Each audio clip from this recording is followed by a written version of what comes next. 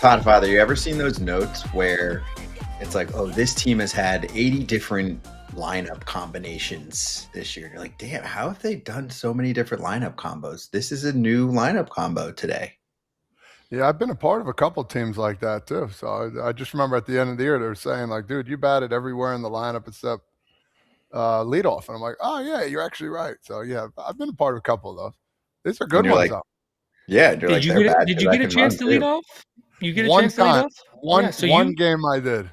So you I checked batted them off? every single one. I've been 1 through 9. I would honestly say I think I probably had 2. And obviously the part in the middle of the order was more out of necessity at some point, but I spent most of my time kind of reading the lineup, reverse.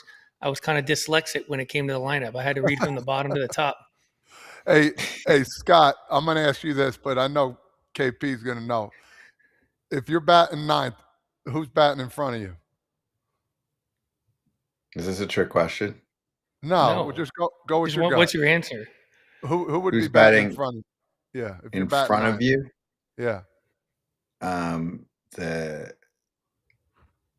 front, behind, in front of you, before you. You're thinking about it too much. 8 hitter. 8 hit. KP, who's hitting in front of you, dog? Everyone. Everybody. It's just the fact you go to the score. It's just a baseball lingo thing. You go to the score be the 9, and the coach is like, "Hey, Frazier, who's sitting in front of you?" Everybody's hitting in front of me right now, coach. No, that's all. I knew you would take it literal, and you were trying to decipher, but it was funny. I was like, is there some hidden message in here? No. Unless you played or you know the lingo, it's everybody, baby. I spent a couple of I wouldn't say years. I spent a majority of time in my career battling between someone else and being the butt of that joke. We'd run to the before they would send out the lineup. You'd go check the lineup in the clubhouse or in the dugout, and we'd run over it to him being like, "Oh yeah, I'm 8 today, not 9. So who's in front of you, buddy?" Exactly. That's good. I like that. Well, this combination's never happened before, so that's how it came about. We got a little former Met action, but they didn't play together on the Mets at the same time. Todd Father and Kevin Pillar, first time together on the show. You guys, a lot of pressure. You ready to carry it? Yeah, ready. We'll carry it. Okay. No well, of course, we're going to start with a trade that involves one of the most confusing first names in baseball. So let's hit it. Charging the mound. Jostinson Garcia. Boom, I said it. But from now on, after that, I'm calling him what everyone calls him, and that's the password. Red Sox fans know him well. He's barely touched the majors so far, but there are high expectations for him. Very physical. Moves over to the Pittsburgh Pirates along with right-handed pitching prospect Jesus Travioso. And the Pirates send Johan Oviedo out to Boston. Nice little pickup for the Red Sox. Very physical, big pitcher. KP, here's the whole trade breakdown. And I'll start with you because of all of the teams that you could have selected the other day to try and decipher what they're going to do in the offseason, you actually chose the Pittsburgh Pirates. So does this track with what you had them doing this offseason? I mean, it's something. I mean, we spent a little bit of time talking about some of the young pitchers that they have, and they didn't get an opportunity to start, and they're in the bullpen. Maybe this kind of gives them a clearer path to go out and start. Maybe they're subtracting from an area where they feel like they have a strength in some of the starting pitching, filling out some of the other positions they need to go out and get. They still are not going out and signing someone to a multiple-year deal, which I talked about when I selected the Pittsburgh Pirates, that they were going to do one-year deals. But if they're able to go out and get a guy who's already been given the name, the password, to go roam the outfield for the next 5 or 6 years, it's something. Yeah, and I think you hit it perfectly because I'm sitting here. It's like, okay, like this wasn't something that I was saying this was going to happen, or hey, get ready for this trade. Like okay, I don't know. Maybe it's a trade for them to be like, hey, listen, we did something. Yeah, we worked this off season. Well, I don't know how it's going to help your team. It's going to help, but it's not the big trade. It's the Pirates. This is what they do. They gave up a pitcher who's known, who's been out there before, who's actually pretty good. He has his times where he struggles a little bit, but for the Red Sox, it's a stable pitcher. He's healthy. He's going to go out there and pitch and do really well in Oviedo. And, I don't know. I thought it was just whatever. It's just a trade. I mean, you got a guy like the password. I mean, why do you call him the password? Is it because he's top secret and nobody knows about him? I don't know. So we'll find out. Well, if you can spell his first name, then you win a prize. JHOSTYNXON. I'm with you here, Todd Father. The Pirates are in, like, I don't want to say do or die mode, but it is that way for their front office. They can't miss the playoffs again, even though it is lofty that they would make the playoffs. Otherwise, it's going to be a new front office. So that's why it's interesting to me, too. Garcia's young. I mean, I don't know how much of an impact he's going to make on the major league club this year. He's going to be on the club, but unless you have him pegged as like the breakout rookie of the year, I'm expecting a little bit more from them. And on the other side, Johan Oviedo happens to be Eric Kratz's favorite pitcher for the last like 3-4 years. Since this show existed, he's been talking him up. And then he went down for about half the time that this show has existed because he had Tommy John surgery. He comes back this past season, 9 starts, about a 3.5 ERA. Fastball shapes were better for him between his 4-seam and 2-seam reading scouting reports. He's got big extension. He's huge. He's 6'6"-ish, 250, throws hard, gets swing and miss, limits hard contact. So for Red Sox fans, I think you should be fired up. I don't think Garcia was going to be a big part of the 26 team, and you're trying to build a contender. So I think the Red Sox get the better end of this one. Again, yeah, do we know a ton about Garcia? We're not going to act like we're the prospect experts. But wait, Baseball America is. Jeff Ponce knows all about these guys. Jeff, take it away. All right, guys. Big deal went down yesterday between the Red Sox and the Pirates. 5-player trade.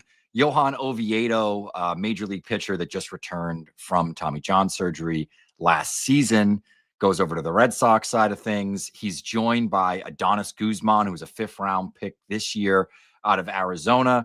Was with Boston College, actually, as a freshman, so somewhat familiar with the area. Huge arm, great throwing catcher. A little bit more questions around the bat. He did show a little bit more impact and decent swing decisions this year. The other player going to the Red Sox, Tyler Samaniego, was another guy that was added to the 40-man roster this year. Had some elbow troubles coming into 2025. Certainly showed enough, though it was in the lower levels, to get added to the 40-man roster. He's a left-hander with big stuff, replaces some of that left-handed relief depth that the Red Sox have lost this season between Brendan Bernardino and Chris Murphy going to the White Sox. On the other side, headed to the Pirates, you have the password, Josh Nixon Garcia, obviously maybe the most famous player in this trade. I think he's the only guy that's had a Jeopardy question. Big power bat. There's good bat to ball skills there. Where he gets in trouble is really overzealous swing decisions.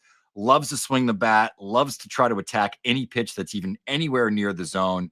He'll have to tamp that down a little bit if he's going to have success. Played primarily center field last year in Portland and then in AAA Worcester. Can probably handle center field right now, probably a corner outfield guy long-term, but a guy that could slot into the middle of the Pirates order right now, and certainly probably an upgrade over some of the defensive options that they currently roll out there in the outfield. Wow. And we'll get more from Jeff on Travioso coming up in a moment. We're just splitting that up so we can talk again here. So he thinks maybe middle of the order outfielder, a Pirates team that has to do serious lineup upgrades. It was the worst offense in baseball this past season. And also for Boston, Todd Father, they have too many outfielders. We've heard Jaron Duran's name in trade rumors for like a year or two at this point, and you look and you're like, am I missing something? This is a very good first division outfielder. It's just that they have a little bit of a surplus. So Garcia was not going to be able to find consistent playing time here unless there were quite a few injuries. And that makes sense. Like when you have a guy that's not going to play a lot, who's a decent ball player, what are you supposed to do with him? Oh, let's hang them around and maybe, something will happen. No, they have, a surplus of outfielders that they can use. Why not trade a guy to get, a decent or quality arm or anything else? That's what a smart organization will do. Now we'll hang on. We're worried about the injuries. Well, if you're worried about injuries, guess what? Yeah, that might happen. But at the same time, you got to go with what you got. It's a great plan. It's a great job by them to figure this out. We'll talk more with somebody down the road of how these trades get going and stuff like that. But for me, don't wait. You saw what the Orioles did. They had so many of these prospects. Now what? They got nothing out of it. there's organizations that do this all the time. And I just think it's a very smart move by them. And, hopefully it works out for both teams. Again, I'm not trying to knock both, but when you got a guy that's not going to be able to play, help him out a little bit, move him somewhere where he has a better opportunity. Yeah, I mean, I love your point too, because we as an industry value prospects so much. But if they don't have a place to play where you have a surplus of them, yeah, it stings when those guys go other places and they end up being the player you thought you were going to get. But sometimes you got to gamble a little bit, and you got to take away from areas that you have a surplus of guys and go out and get some other players and areas that you need. And I'm looking at Oviedo's numbers from 2013, and the big thing that stands out to me is he had 32 games started, 177 innings. That's extremely valuable when they're trying to fill out that back end of the rotation. Not every team is fortunate enough to have a rotation like the Seattle Mariners or the Dodgers. Not all teams are going to have, 4 number one starters. Sometimes you just need to get guys that can take the ball every fifth day, eat innings and give your team a chance to win. So I love the trade, and hopefully this kind of quiets down the Duran, getting traded rumors, because I think he's a heck of a player. I think he is kind of that catalyst for the Red Sox offense, kind of hitting at the top of the order. He's so fun to watch. I mean, he's a year or maybe 2 years removed away from being the All-Star Game MVP. Didn't have the same caliber year last year, but he's still so valuable to that team, the way he just plays with energy, and he's found a nice home in left field there. Great point also by Todd Father on how you can't just hold on to all of these guys. You got to start mixing it up and making trade. There's Mikey saying advanced stuff looks real good too from Oviedo. I agree. I think it's going to be a big pickup for the Red Sox if he's on the field. And yeah, Armin said, are they done with the rotation? Now they added Gray and Oviedo. That's a good question for Ken Rosenthal. We could ask. I mean, I think some fans still wanted like an ace type or something. I don't think they're going to spend on the market like that. They spent their money on Garrett Crochet in terms of giving him an extension. I think Red Sox fans are still a little frustrated because they want the money to be spent. That makes up for what they gave up with Rafael Devers. It almost was like a public promise. We're going to spend that. But let me give the Red Sox love for a second. They traded for Garrett Crochet last year. I think the Orioles were in the running too. Red Sox won with their bid. How did that go? They traded for a number one starter, top 3 in the American League, picked him up, signed him to an extension. That is exactly what player development is all about. You get the guys that fit into your roster, and then you take some risks and get rid of some others and say, I don't care what ends up happening to them because I just got a number one starter. The other thing that the Red Sox just did, in addition to trading the password, is a guy who they found kind of as a diamond in the rough.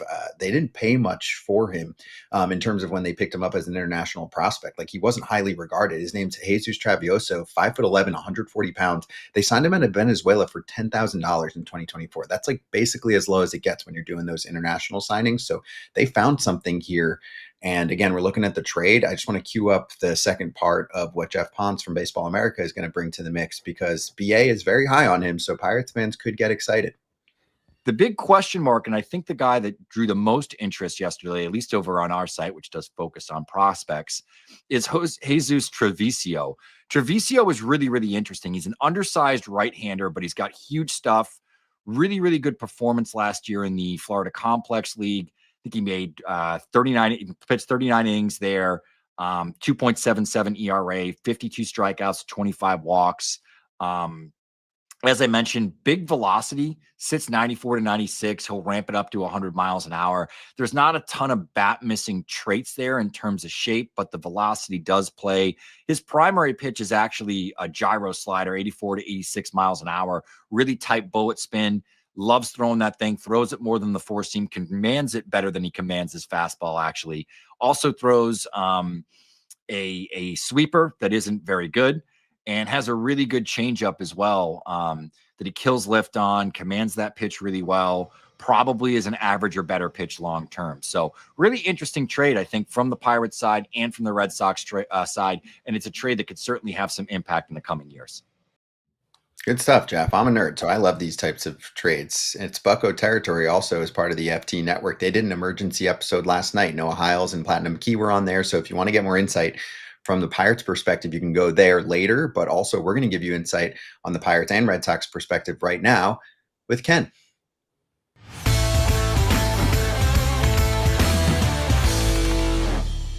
FT Senior Insider Ken Rosenthal with the Inside Scoop. I like this. Interesting trade, Ken. What are your thoughts? I know you wrote also about the Pirates side, so if you want to spend time there, we'll then get to Boston. It was definitely an interesting trade. And I had heard earlier in the offseason that Oviedo was attracting some interest. There were some things that happened after he came back from the injury. He's affordable. He is an intriguing guy. So for the Red Sox to want him in addition to Sonny Gray, that made sense to me. And certainly they like the left-hander that they got in the deal as well, the left-handed reliever.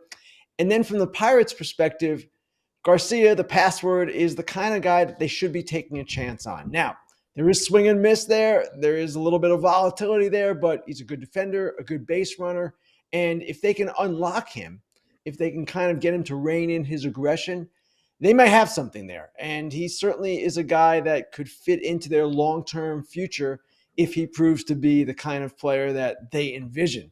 So it was a bit surprising to a lot of people, I think, that the Red Sox went and got another starter after Sonny Gray because their focus now is seemingly offense. But even with the young pitching that they have, even with the depth that they have overall, I don't see that it's ever a problem to add starting pitching.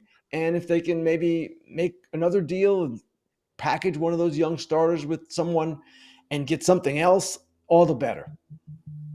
Hey, Ken, let's stay on the topic of the Pirates. Right before Thanksgiving, we got to pick a team and kind of put together a Thanksgiving plate of who we think teams are going to go out and get in free agency. And I happened to pick the Pirates. And, I had to go kind of in the middle to the bottom of the free agent list. This is kind of the list I came up with. Is this the type of moves you kind of expect the Pirates to make via trade or free agency? Or we've heard rumors of them going out and maybe spending some money this offseason. Are they going to play near the top of, get some of those guys at the top of the free agent list?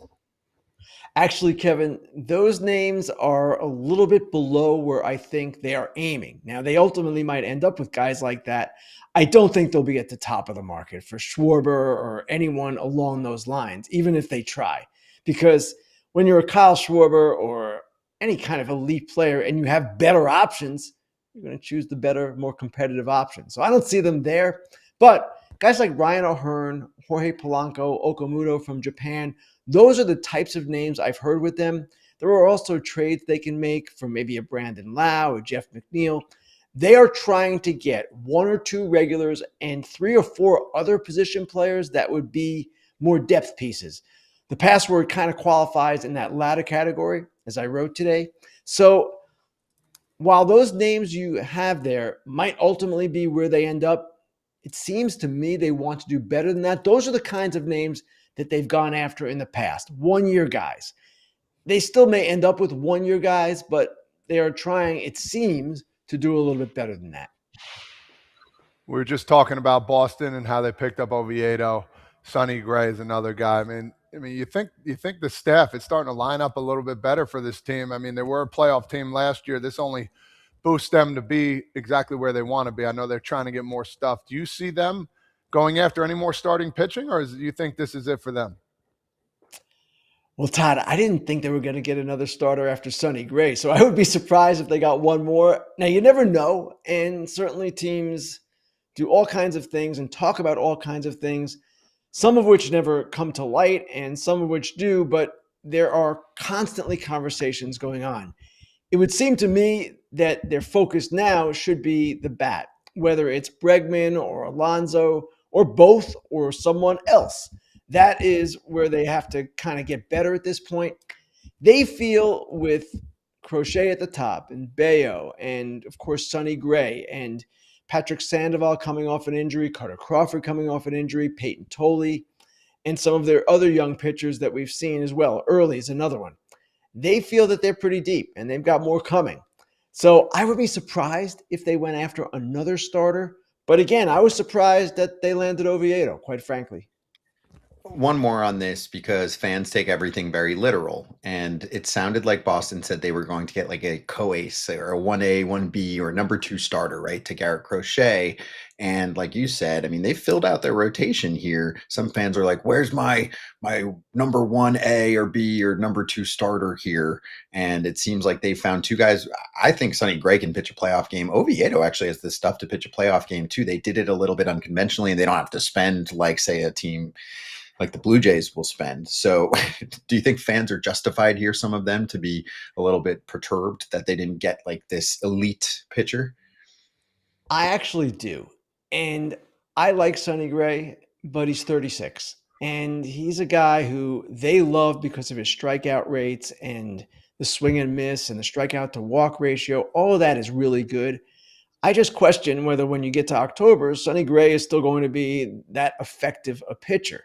So I understand where the fans are coming from there. And Oviedo, yes, he has the ability. He's 6'6" with an incredible extension, all of that stuff as well. But he hasn't done it, and you don't know if he's going to do it. He's more of a risk along those lines. So I get where the fans are coming from, but you have to wait and see the entire picture too.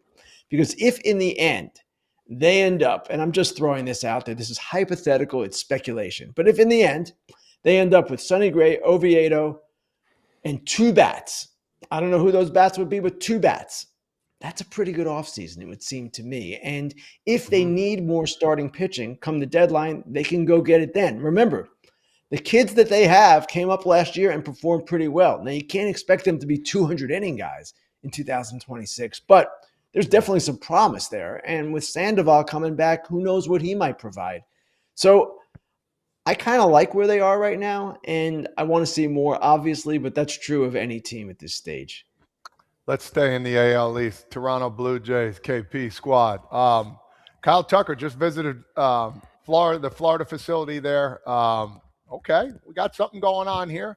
Now, my situation is here. You talk about him maybe going to the Blue Jays. Does that make it hard for Bo Bichette to come back, or do you see both of them maybe sticking together if eventually this does go through?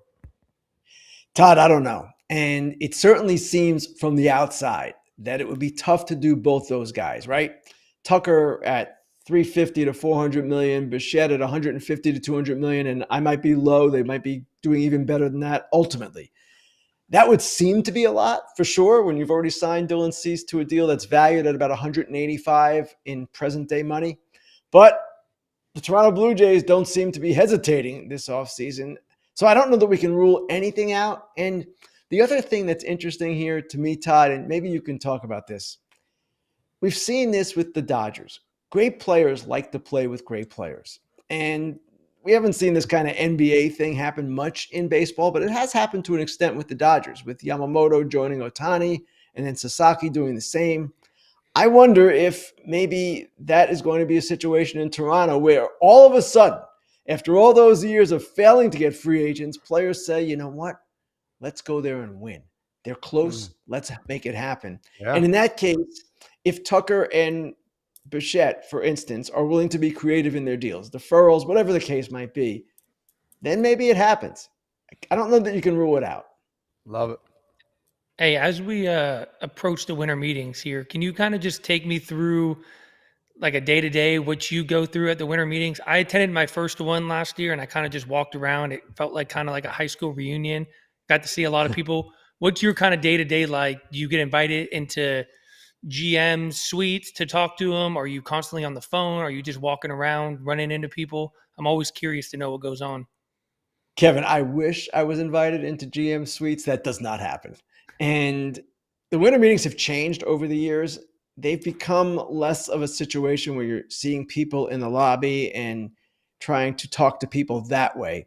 Pretty much everyone now, and I'm talking about the GMs and even the agents, they stay in their suites. Maybe they visit each other. They don't come out. We don't see them. So it's more of a texting, phone kind of situation than it once was. I don't know how many steps. We didn't have step counters back then, but I'm sure I was putting on a lot of steps back in the day when the lobby was where it was at. It's really no longer that way. As far as the day is concerned, it kind of starts early and ends late, and sometimes it doesn't end at all. And yeah, I'm just constantly trying to find out what's going on. It's basically it. And then when things do happen, or even before things happen, I'm writing constantly as well. So it's really busy, to say the least. He's definitely busy over there. I got off the elevator and he didn't even know who I was in Vegas, but that's a story for a different time. Todd, I heard about this. No, you were locked in. I was locked in, and I did not recognize you. I was talking to someone pretty high up. We're on like the 40th. We're on the 40th floor, man. I told our producer. We were laughing, so it was fun time. I'm like, yo, what's up, big dog? You're like, I'm on the phone. You're like, oh, okay. So I just kept going. I was like, Ken forgets me. It's okay. All good. I'm not forgetting you, man. I was just talking to someone. I know. If he heard your voice with the Jersey accent, he would have been like, "Oh, whoa." Hey, but when you're working, sometimes you got to get the job done. My last question for you is, my old team, Cincinnati. Sometimes they make some moves, sometimes they don't. They've been in talks with some people. How about a guy like Kyle Schwarber, man? Have you heard anything with them, with the Reds, and anything inked to them? I have heard that, and I've written about it too. They're trying with him. Now, in the end, it would seem they're going to get outbid, and some people at that point might say, see, it was never real. Yeah. It is real as far as their interest, and it is real in terms of he's a guy from Middletown, Ohio, about a half hour north of Cincinnati, and he seems to be interested in them as well. But can the Reds outbid the Phillies or whoever else might be on Kyle Schwarber? That kind of remains to be seen. Now, what's the scenario for him to sign with Cincinnati? It would probably be this. Willing to take less money or deferrals, whatever the case might be, and willing to join a team that sees him as a guy who could help them grow, help their young players become a great influence on them, and at the same time want to play for Terry Francona. These are all appealing things to Schwarber, I'm sure. But this is also his last chance at a major payday, most likely, and he's going to want to cash out, which, of course, you would understand. So I don't see it happening, but I do I know the Reds actually want to make this happen. It's just a question in the end of whether they can make it go their way.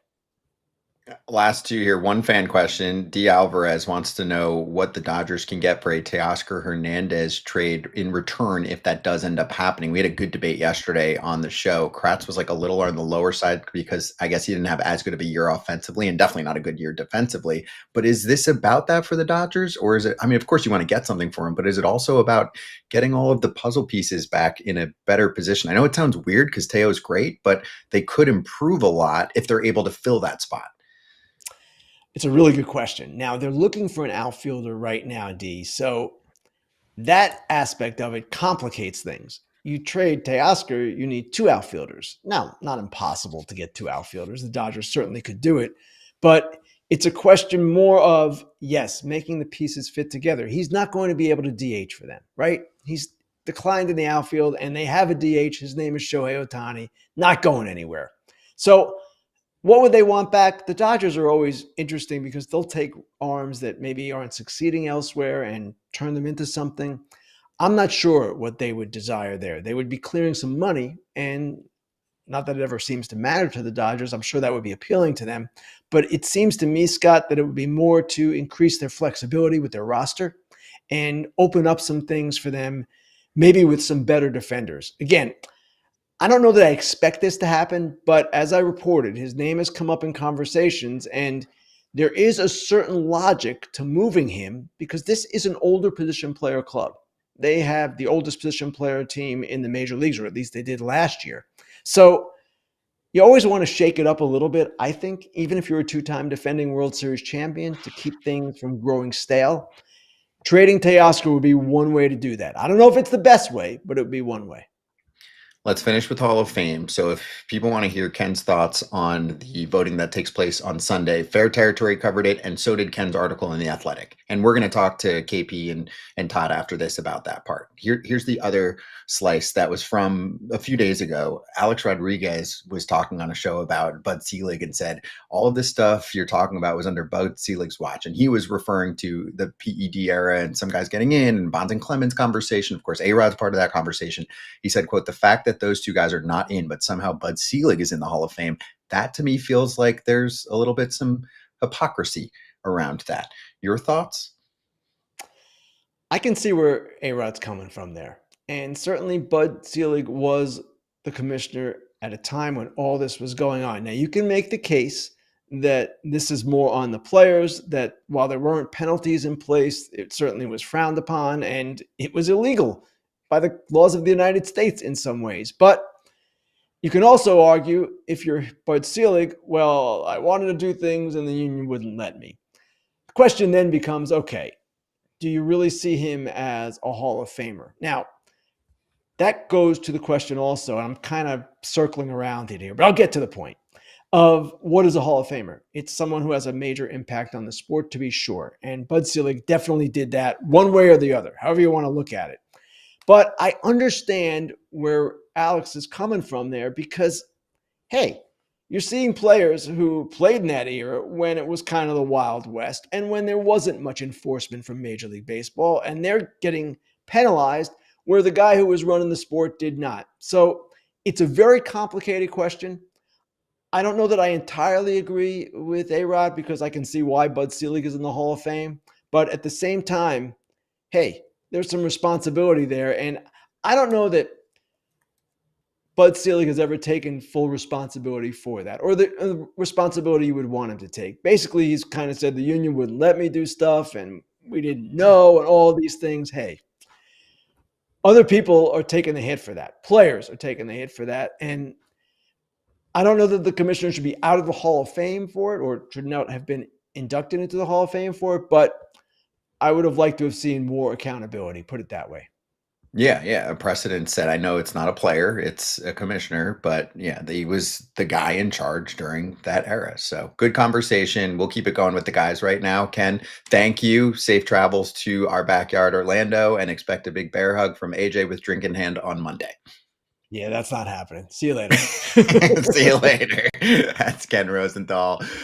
Winter meetings coverage for FT is coming up on Monday, and also Fair Territory. I encourage you to check out yesterday's episode. I'm biased. I was on it hosting with Ken. It's mostly Ken, but he got into this Hall of Fame discussion more, and then, of course, hit on a number of other topics on the hot stove that is heating up a little bit right now.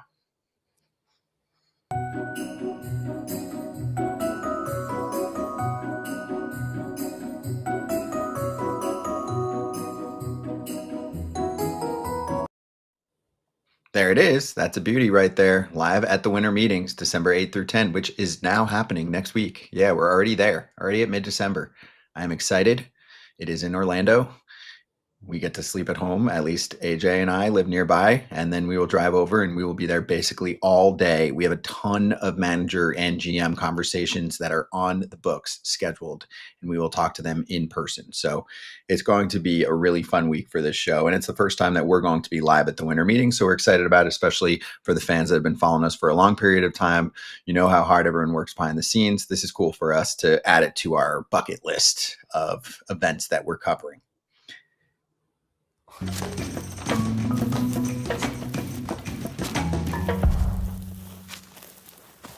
Okay, guys. So on Sunday, we are going to potentially learn of some new Hall of Famers. It is not easy to crack the list from the Veterans Committee into the Contemporary Era. And the list that is being voted on is stacked and has some controversy to it as well, right? Bonds and Clemens are on there, but then you also have Don Mattingly, who's had many cracks at it and hasn't been voted in by both the writers or the Veterans Committee. Dale Murphy is on there. Jeff Kent is on there. I'll just personally throw my opinion in here because Kent was like my prime era of watching ball as a kid or a little bit older. And I thought Jeff Kent was a Hall of Famer. Gary Sheffield too, Carlos Delgado, Fernando Valenzuela. This is a really good list. And then there was 16 on the committee that actually does the voting here. And what they do is they all chit chat Todd Father. So it's not just like you drop in, you go behind the curtain and you punch in your vote. They have hours long conversations first. and then everyone votes. Okay. So kind of like, I don't know, Survivor, if anyone's checked that show out. So you've got Fergie Jenkins, Jim Cott, Juan Marichal, Tony Perez, Ozzie Smith, Alan Trammell, Robin Yount on the voting committee, along with executive Mark Attanasio, who is the owner of the Brewers, Doug Melvin, former GM, Artie Moreno, owner of the Angels, Kim Ng, who's been a longtime executive in the game, Tony Regans, Terry Ryan, historian Steve Hurt, and Jason Stark is also part of this group too, and wrote about it, that he's not just going to be an observer, he's going to be a voter. Anyway, thoughts on all of this, the process, and then if you think any of these guys will make it and how it will go. Todd Father, what do you think? This is very, very interesting. But not only a group of players that it might get voted into the Hall of Fame, but the committee. Holy cow, man! My question, Scott, first off, is can they vote all these guys in if they wanted to, or they could vote? No. How many can you vote for to get in? So you can vote for three people. Three people, and to get in, only three. And to get in, you need 12 out of 16 votes. You need 75%. So it is really challenging, because I could see there being a lot of 3 votes here, 4 votes there, 9 votes there. The only thing that I think will help curb that is I have to imagine, and I'll bring in KP for this too. KP, I have to imagine that if you get a room of all of these baseball minds together and they chit chat and everybody presents their case, it'll start to sway people, because everybody can't just put a different name down. Nobody will get in there. So you might be able to say, hey, I feel like this guy deserves it. You start to hear that more and more. Then maybe some person that was on the fence is like, yeah, I'm going to vote for Dale Murphy too. Yeah. I agree. We're not hearing you. I mean, I think, I think when you get in a room full of people, you could kind of persuade votes like, okay, these are the 3 to 5 guys that we think deserve to get in. Now go make your vote. But my question to you also, because I'm not as familiar with this too, is this a one and done situation when they're on this kind of contemporary era election ballot? No. Is it one and done, or they can continue to stay on it? They can stay on. Also, I forgot one name, Tyler Kepner, who we love too, who's been on. So it's Kepner and Jason Stark, who are great historians and writers. But no, because I think Don Mattingly, at least I want to say 3, if not 4 times now, has had a crack at the Veterans Committee. Now he's continuing to build his case, even though it doesn't feel that way, because it wasn't just as a player. They acknowledge anything that you've done in the baseball world. And it's not like he's been a World Series winning manager or something like that, but he's been in the game for a long time. He's made an impact. So just throwing that out there. Don Mattingly and Dale Murphy is who Ken wrote about, and Todd Father. Ken, I would not say is a super small hall, but he's definitely not a big hall voter, right? I would say kind of in the middle and a little more towards small, if I had to guess. But he is starting to turn, because he said there's just not that many volume guys that are superstar legends anymore. So it leads him to make a vote for Chase Utley. Ken pointed out in his article how Buster Posey has about 1,500 hits, and he's probably going to get in, likely as a first balloter. And we haven't seen that since Ralph Kiner in the 70s. Nobody else has even been under 2,000 hits. So the numbers are changing. It's not just like, 500 homers and 3,000 hits and forget 300 wins. I mean, can we get 200 wins or less? So Ken's point was maybe we should reconsider Don Mattingly, whose peak was more like 6 years, or Dale Murphy, who I think had about a 10-year peak. I think Dale Murphy should be in. I mean, like I mentioned, I'm in on Kent. Sheffield, if Sheffield's got a unique story that he tells and he's very adamant about, but with the PED situation that occurred with him. So, and I encourage you to read that, or we've talked about it on the show with him. But anyway, this one's fascinating to me. I do see where Ken is going, though, on giving more love to guys that don't have the volume that would have stacked up in the past. But I think we have to look at differently. Yeah. And you hate to think of it like this, but you look, like I said before, you look at the names, like you see certain names, Jim Cott, I mean, old school, what is he going to think about with the certain guys with the steroid era? Tony Perez, what a beast. Love him to death. He's got a great voice. He's very opinionated on some things too as well, good and bad. Ozzie Smith, what a absolutely gem of a guy, but you don't know what these people are thinking. Me personally, I think Barry Bonds should get in the Hall of Fame, man. I've said it before. I've said it all the time. He is the greatest hitter to ever play in this game. And again, you guys brought it up a while ago. It was frowned upon when this was going on. So Oh, man, it's just so hard. I think Don Mattingly should be in the Hall of Fame. The guy was so clutch. He didn't win a World Series. Okay, what are you going to do? I mean, Gary Sheffield, monster hitter. He was very, very good. I would find it hard to believe that they don't put three guys in here that deserve it. And do I think all of them? I think all of them have a really good shot and should get in. But, for me, first and foremost, I think Barry Bonds should be in the Hall of Fame, man. I just personally think he was the greatest hitter to ever play this game in baseball. And I will tell you this, I would say there's almost no chance that, and I'm not a debate on what you're talking about. I'm not trying to debate that right now. Almost no chance he gets voted in based on who is making votes, right? Like there's guy like Jim Cott, no freaking chance he's voting in Bonds and Clemens based on the PED connections. Yeah, you're right. You never know. I just think that they're going to try and look at some other guys that have been around here for a while that are borderline, that are not connected to PEDs, like Murphy and Mattingly. Let me point this out too, KP. Cyrus tweeted this yesterday. Doesn't Jeff Kent have a better Hall of Fame case than Murphy and Mattingly, who I think should definitely get serious consideration? He's well ahead in the WAR numbers. He looks like he's got an edge on the slash line. The home run totals are similar to Murphy, well ahead of Mattingly.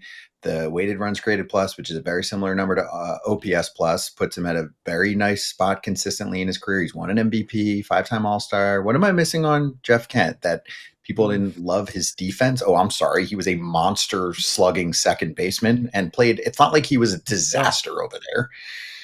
Oh, he also had the hardest job in baseball for a long time, hitting behind Barry Bonds. That should be something. But he wasn't a guy who was beloved by the media. He wasn't very available, didn't care to spend a lot of time with the media. I mean, that's a knock against him. But I want to steal kind of a quote that Ken dropped on us. It said, impact on the game, when talking about A-Rod and Bud Selig.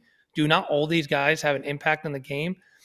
My challenge is, it feels like when you get to the Hall of Fame as a player, your kind of perspective changes. Like you're in this super elite group of players. But when you read off those list of names of guys that are on the committee and the guys that are trying to get elected, do not all of them sound like Hall of Famers to me? I'm personally not a numbers guy in terms of you need to have X amount of hits or home runs or innings pitched or wins or whatever the criteria is. I like to look at it from a player's perspective. If I play, and you can ask Todd, you can ask me about guys that we played against that maybe are currently still playing or just got done playing. A Hall of Famer when you see one. Did they dominate the era that they played in? Were they one of the best players in that era, whether it was for 5, 6, 8, 10, 15 years? There's no doubt in my mind when you talk about a guy like Buster Posey.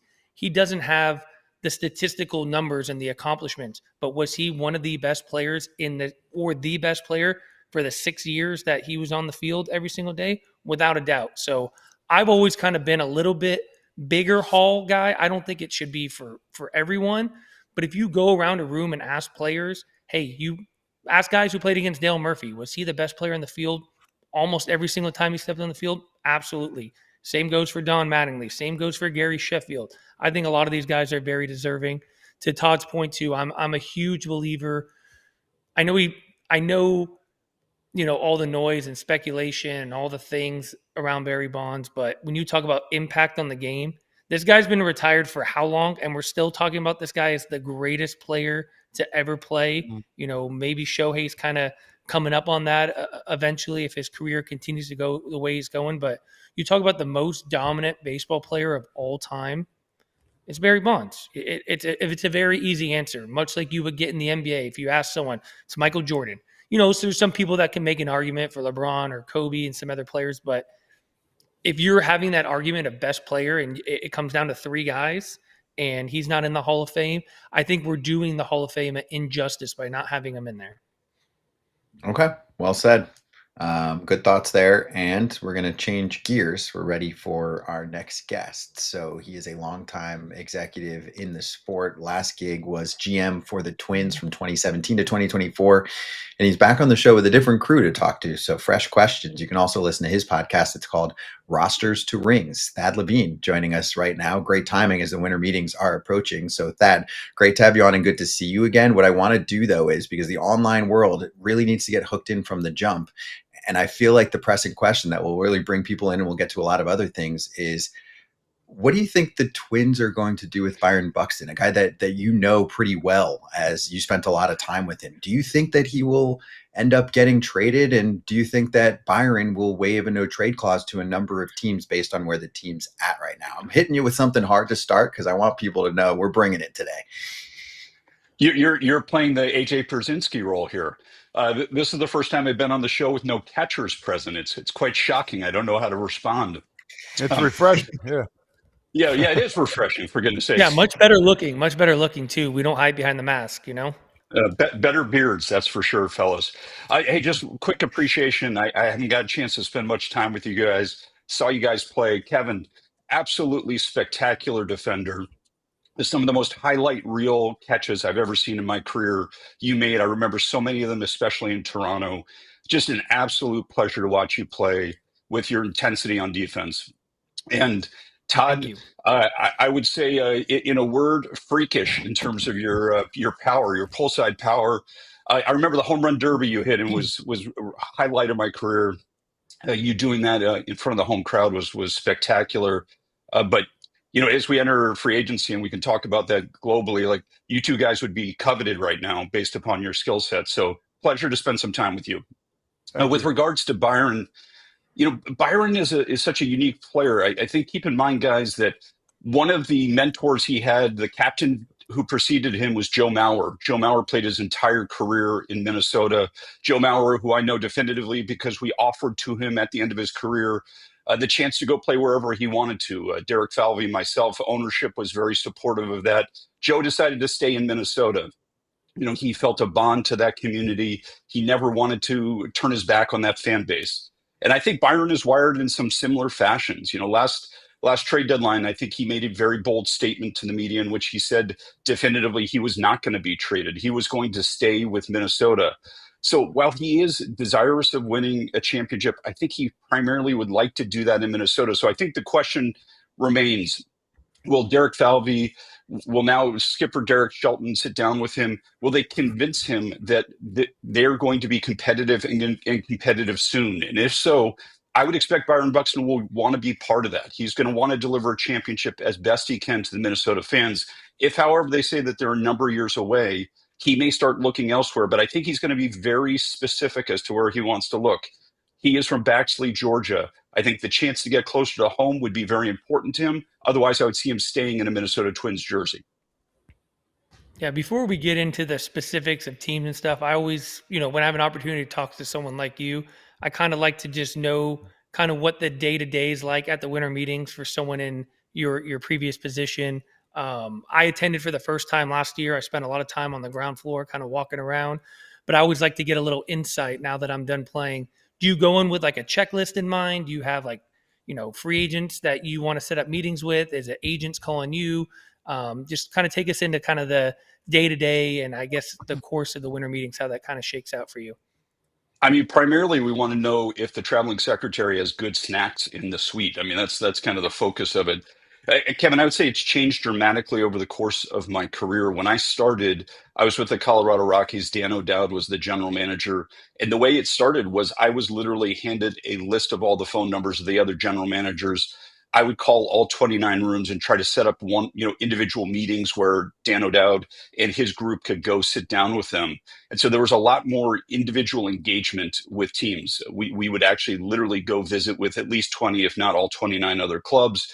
You would sit down, you'd have an open conversation about what are your needs and surpluses? How do they line up with our needs and surpluses? And are there opportunities for us to get together to make deals?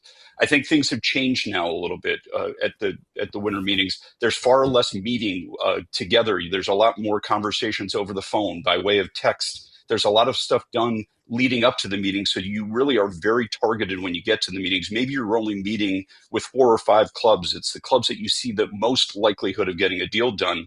And then, as you guys know, there's so many agents and there's so many members of the media there that you're constantly meeting with agents, members of the media. And as the way the offseason goes, we usually start looking into free agency and trying to spend our owners' money to fill our holes. When that seems exorbitant, we go to the trade market. And then when it seems like the asking price to acquire talent is too high, we circle back to the free agent market. And so it's a constant conversation balancing between talking to agents, talking to other teams' executives to try to find out where's the best deal that we can make to try to make the biggest impact on our organization. Yeah, I think you hit that well, man. Those things, I always thought, like when I played, I would tell my agent I was a free agent, like, just give them a price. I mean, we already know what price we're at. Just tell the team I want to go to, or a team that's interested in me, it's going to be so-and-so, and let's get this ball moving. I'm sick of it. I got the holidays coming up here, but that's just not how it goes. And I kind of wish it did, because I feel like more guys would either get picked up, or, there'll be a little more stuff going in motion. But that's just the New Todd, Jersey guy in me. I think you're talking about two different approaches to an agent. One you're talking to who's clearly trying to get the most money he can for the player. And I totally respect that. That's one style of negotiation. The other one is what you're talking about, which is where you're really contemplating what is the quality of life that that player wants to pursue. And sometimes that's playing in a specific market. Maybe it's an opportunity to play a specific position. Maybe a guy's hunting the longest term deal rather than the most money per year. And other guys want the most money in the shorter term because they want to get back to free agency. But when you're talking to an agent, you get a clear picture right out of the chute as to what type of negotiation you're undertaking. But I honestly always felt from an executive standpoint, the more transparency, the more likely we were to get a deal done. I never took advantage of somebody if they were more willing to reveal that that player maybe really wanted to sign with you. I think a measure of a person sometimes is how do you handle leverage? And so when an agent came to us and said, hey, listen, my guy really would like to either stay with you as an existing player or come to you as a free agent, I never viewed that as a compromise on their part. That was just a reveal, and I appreciated their honesty. You still want to treat the player extremely fairly in that situation because the relationship is with the player moving forward. And if he doesn't realize in the moment that you took advantage of him, he certainly will over time. He will be disinclined to ever re-sign with you, and his agent will be disinclined to do business with you in the future. So I think the integrity of the agent starts that conversation when he reveals that the player maybe wants to return to the team or join that team. The integrity then shifts to the general manager in that instance to handle that situation responsibly and still treat the player very fairly in the process. Yeah, on topic with that, because baseball is the only sport where kind of free agency drags out over the entire offseason. Give me your perfect scenario, things that could be implemented. Obviously, things have to be collectively bargained, but how do we get free agency moving quicker? How is it putting a deadline on, free agents or trades or certain things? How do you see us as an industry making baseball free agency exciting and quick? And then obviously, there's going to be some guys who linger, but let's get the majority of these guys signed so fans can get excited about these new players. Players can get acclimated. They can meet their teammates. As a player, I always felt like, my first couple of years when I was with Toronto, I always worked out with this mindset that I was improving to help my team. It got harder for me when I was always a free agent and I was out there. I'm like, what am I training for? Like, obviously I want to be the best version of myself, but I like this collective approach that like, man, I want to call one of my teammates and be like, hey, did you get in the gym today? Did you hit? Did you do this? It sucked, when you had to wait till, middle of February to sign. Well, and Kevin, I'll add a few things to your comments, which I think are spot on. Is when we're signing a guy like you or we're signing a guy like Todd, part of it is because of the leadership, the experience you have, the championship pedigree. So if you are coming on board February, week before spring training, you're not able to really spread your knowledge and your wisdom to as many guys and have as big of an impact. And also, my guess is you guys find that very fulfilling to help mentor guys. And if we're saying you can only start that process when you meet them in spring training, we're missing an opportunity. Another thing I would just add to the conversation is the fact that every club is investing so much in their spring training facilities. I think a lot of you guys now are coming down well in advance of spring training to work out there because the facilities are just so great. And so we're depriving you of the ability to get down there and also get to know some of your teammates, some of your coaches, some of the resources that will be around you. You're getting to know that as spring training begins, or dare I say now, a lot of guys who are signing well into spring training, it's just such a disadvantage. So I think there's a real dangerous situation going on in baseball right now, which is GMs are trying to get the best deals they can. So too are agents. Agents believe if they wait longer, it'll be more deadline driven. Teams will have to capitulate and give more money. But then there's a tipping point in that. If we get past a certain date, the player and agent become a little bit compromised. And GMs now are taking advantage of that and signing guys to, kind of deflated deals late into February, sometimes March, when guys are really needing to get back into camp and get back out on the field. And so they're in a compromised position. I think it's a terrible way to start a relationship. Furthermore, we're seeing from a performance standpoint, those players are missing out on spring training. There's something to do with the at-bats you guys get, the reps you guys that get on the mound. Just again to shape, those guys aren't having great Aprils. Some of them spilling into May, and so I think we're losing across the board as an industry on all the fronts you mentioned, Kevin, and then additionally a few that I just brought up. So as a result, I love the thought of having some sort of deadline. Todd kind of referenced it. I think we should get back to the point where when you guys go and spend the holidays with your families and friends, you can tell them where you're going to play the next year and where your kids may be going to school and where you're looking for housing. So if we could somehow figure out a way, maybe it's not a hard and fast deadline too soon after the season, but surely by the end of December, we should all have a pretty good understanding of how good a fit a player is for a team and a team is for that player. If we can accelerate decisions to be made in the calendar year such that you then can spend all of January, February preparing with the team you're going to play for, ideally interacting with some of those teammates, sharing your wisdom, sharing your expertise, I think we all win from that. How about making a deadline at the winter meetings? Like, wouldn't that be helpful for a lot of guys to, get these free agents going a little bit? Well, Todd, that would reinvigorate the winter meetings, which right now, we don't see a ton of signings there. It would be the offseason spectacle that Major League Baseball wishes it was. We have media all over the place there trying to break news, but they're really hunting for stories, and they really are breaking a lot more rumors than they are signings. If we actually had a need to sign and agree to terms with players there, what an event that would be for Major League Baseball. It would put it on the map. Whereas right now, it's just kind of a slow bleed to get through free agency, and I don't think it captures the fans' interest like MLB would want it to. My next question. Hold up, real quick, because I want to jump in. Are you guys? I'm just making sure here, from the player perspective. Are you guys good with, like, KP? You're good. Everyone, like you have to sign December 8th. No, so I all the don't. big I don't boys are think it's. getting I taken don't. care I of, don't. and then you just get a take it or leave it offer versus doing a trade deadline at the winter meetings so that it can't be used as leverage and we can get the trade action done and then go to the signings. I think I think it's got to be incentive driven. I don't think it's like a cutoff, like you can't sign, but maybe incentivize teams for signing players. Like maybe 90% of the deal counts against the CBT and you get a 10% discount on, luxury, something along those lines to incentivize teams where, if we're fighting over just, a year, I know a year is a lot, or, a couple $1,000,000, which sounds like a lot, but to a team, it's not that much. But like, let's get the ball moving and incentivize teams. Maybe it's a draft pick compensation if you sign a guy for X amount of years for a certain amount of dollars, whatever it may be. There's smarter people out there than me, but I think you incentivize teams and agents and players to sign by a certain date. So all those things that we talked about, being able to get in and meet your teammates and, get your family settled. As a player who signed late, it was tough, and I think about my most recent experience with the Rangers. Part of the reason I got brought in was to be kind of a veteran guy, a leader, a guy who's been there, help out some of these younger guys. And the first time I'm meeting them, it's 3 or 4 days into spring training. I didn't have a lot of time, and obviously my time was short there. I got released, a couple months into the season, but it felt like if I had an entire off season living here in Dallas, I could have commuted down to Arlington and saw the guys and worked out and got to know the staff a little bit better. Maybe things would have turned out a little bit different, but I don't think you could just put a deadline on, like, if you don't sign, you're kicked out of baseball. I think it has to be incentive driven. Hey, how about this as an idea, guys? How about if you don't sign by a specific date, the most you can sign for is like 80% of the qualifying offer, and it could be over 2-3 years if you want to, or it could be all in 1 year. But like that's kind of now the cap For So players? if you want yeah.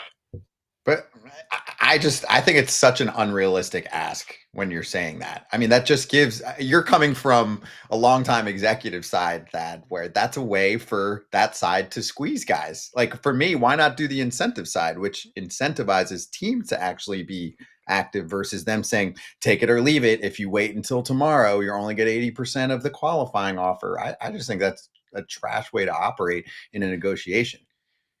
I'm just assuming that the guys who are positioned to make $100+ million, and are trying to eke out 110 or sign for 90, like I think executives would have to come to the table much more sincerely earlier in that process, is what I would hope as well. Do you think that the incentive side is a good idea? And would Yes. that side ever go for it? Okay. And what Yeah, about I the do. trade deadline? What about it? See, to me, I think because I'm always trying to think that I'm not trying to play like a player agent here. I'm just trying to defend the other side a little bit. My thing is, I always try to think of what actually would get done in a negotiation, because anything that happens has to get agreed to from player and ownership side. For me, Yep. the thing that I actually think is realistic is the trade deadline. Right. So on the player side, you're going to be happy with that. Players don't want to get traded in freaking February when they already think they're going somewhere and then they get moved. Wipe the trades off the board. Let the first month or so of the offseason focus on what trades can happen. And then it's done. Now you can still do signings before that, but you can only sign players to advance yourself as a team for an X amount of time period. Of course, you're going to open up trades again, but we don't get that many trades at the beginning of the season anyway. So like, let's set this dead period where you can't trade Yeah. players on a 40-man roster. Yeah, I mean, I think it's a very sound concept. You know, as I said earlier, part of the reason we wait on free agency is because we have an alternative, which is going to the trade market. And part of the reason we wait on the trade market is because we have an alternative, which is free agency. So if you have tight windows in which you can only operate in one space, you're going to have to accelerate conversations in each of those spaces. It's a good one, Scott. Because I said free agent. I meant to say trade deadline. I know that's what I came off, but this is very interesting. This should be the language and the banter back and forth with, the collective bargaining and everything else. Like, these should be the talks, and I hope that's what they're talking about. But there's other little things that they go through with. Well, while we're at it, one more, Thad. Can we trade draft picks too? Every other league gets to do that. I'm just coming from the fan perspective. All I care about, I Thad, love is it. activity. And I've been fun. saying it for a long time that I think it Yeah. would help advance trades, like, and it's to my point too. Like, I wanted to ask you about this too. And, the trade that happened yesterday between the Red Sox and the Pirates, but we were just talking about teams covet prospects so much that at some point you have an abundance of them and you don't have enough room for them to, fill out your major league roster. At some point you got to trade them. Like, what is it, the fear of that this prospect becomes this player that you drafted, developed, and you hoped? But at some point I'd love to see teams like use their prospects and their draft picks to improve their major league roster, because ultimately that's what makes everything work. If you have a productive major league team, everything else should kind of follow. Well, and I think both these points kind of fall under a similar umbrella for me. I would love to trade draft picks. We've talked about this as from the GM perspective at every GM meeting. I don't know why we haven't implemented that. I just strongly believe we should have every ability to try to build a championship organization. We shouldn't be restricted like we currently are. I would take a lot of the safeguards off of the draft. I would take it off of trading draft picks. I just think teams should be able to spend money where they want to spend money to try to build championship organizations. Let's let teams be as creative as possible. Let's not restrict creativity whatsoever. And then, Kevin, with regards to your point, I do think there's a little bit of that fear that prospect turns into the next role 6, role 7, role 8 player, the guy who's the perennial all-star, the guy who's the gold glover or the silver slugger. But then I also think GMs probably put a little bit too much onus on this notion of service time. And so, yesterday's trade was really fascinating because you trade a premium position player prospect who they're going to control for the next 6 years for a really solid major league starting pitcher who you can control for 2 years. And so, that is a very calculated decision on both sides' parts. And that's why Boston probably receives additional value in this deal, because they're giving up 6 years of control for 2. That's always a challenge as well, because that's how you gain cost control in the game, is for every guy you're signing to a deal that is, $15+ million, you have to have 4 to 5 guys making the major league minimum to balance out your payroll by and large. And if you have one that is competing at a very high level, they're worth so much value to the team. So there is this balancing act of like, how much of your future value are you sacrificing to try to win today? In addition, that I would just bring up is, I think so many general managers are so intelligent today, but one of the things we may be missing is just that thirst to win. And I think we all know the general managers who are super aggressive out there, who are willing to trade those prospects in the name of trying to win today.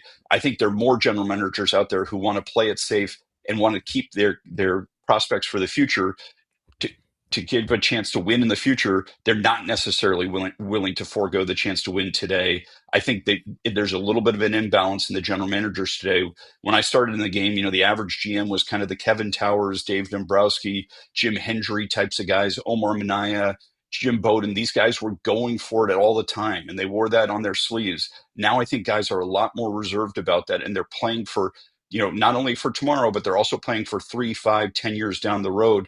I think we need some more general managers with a little bit more short-term goals to be able to drive some of those types of deals. Otherwise, they're going to hold on to those prospects in the name of trying to win down the road.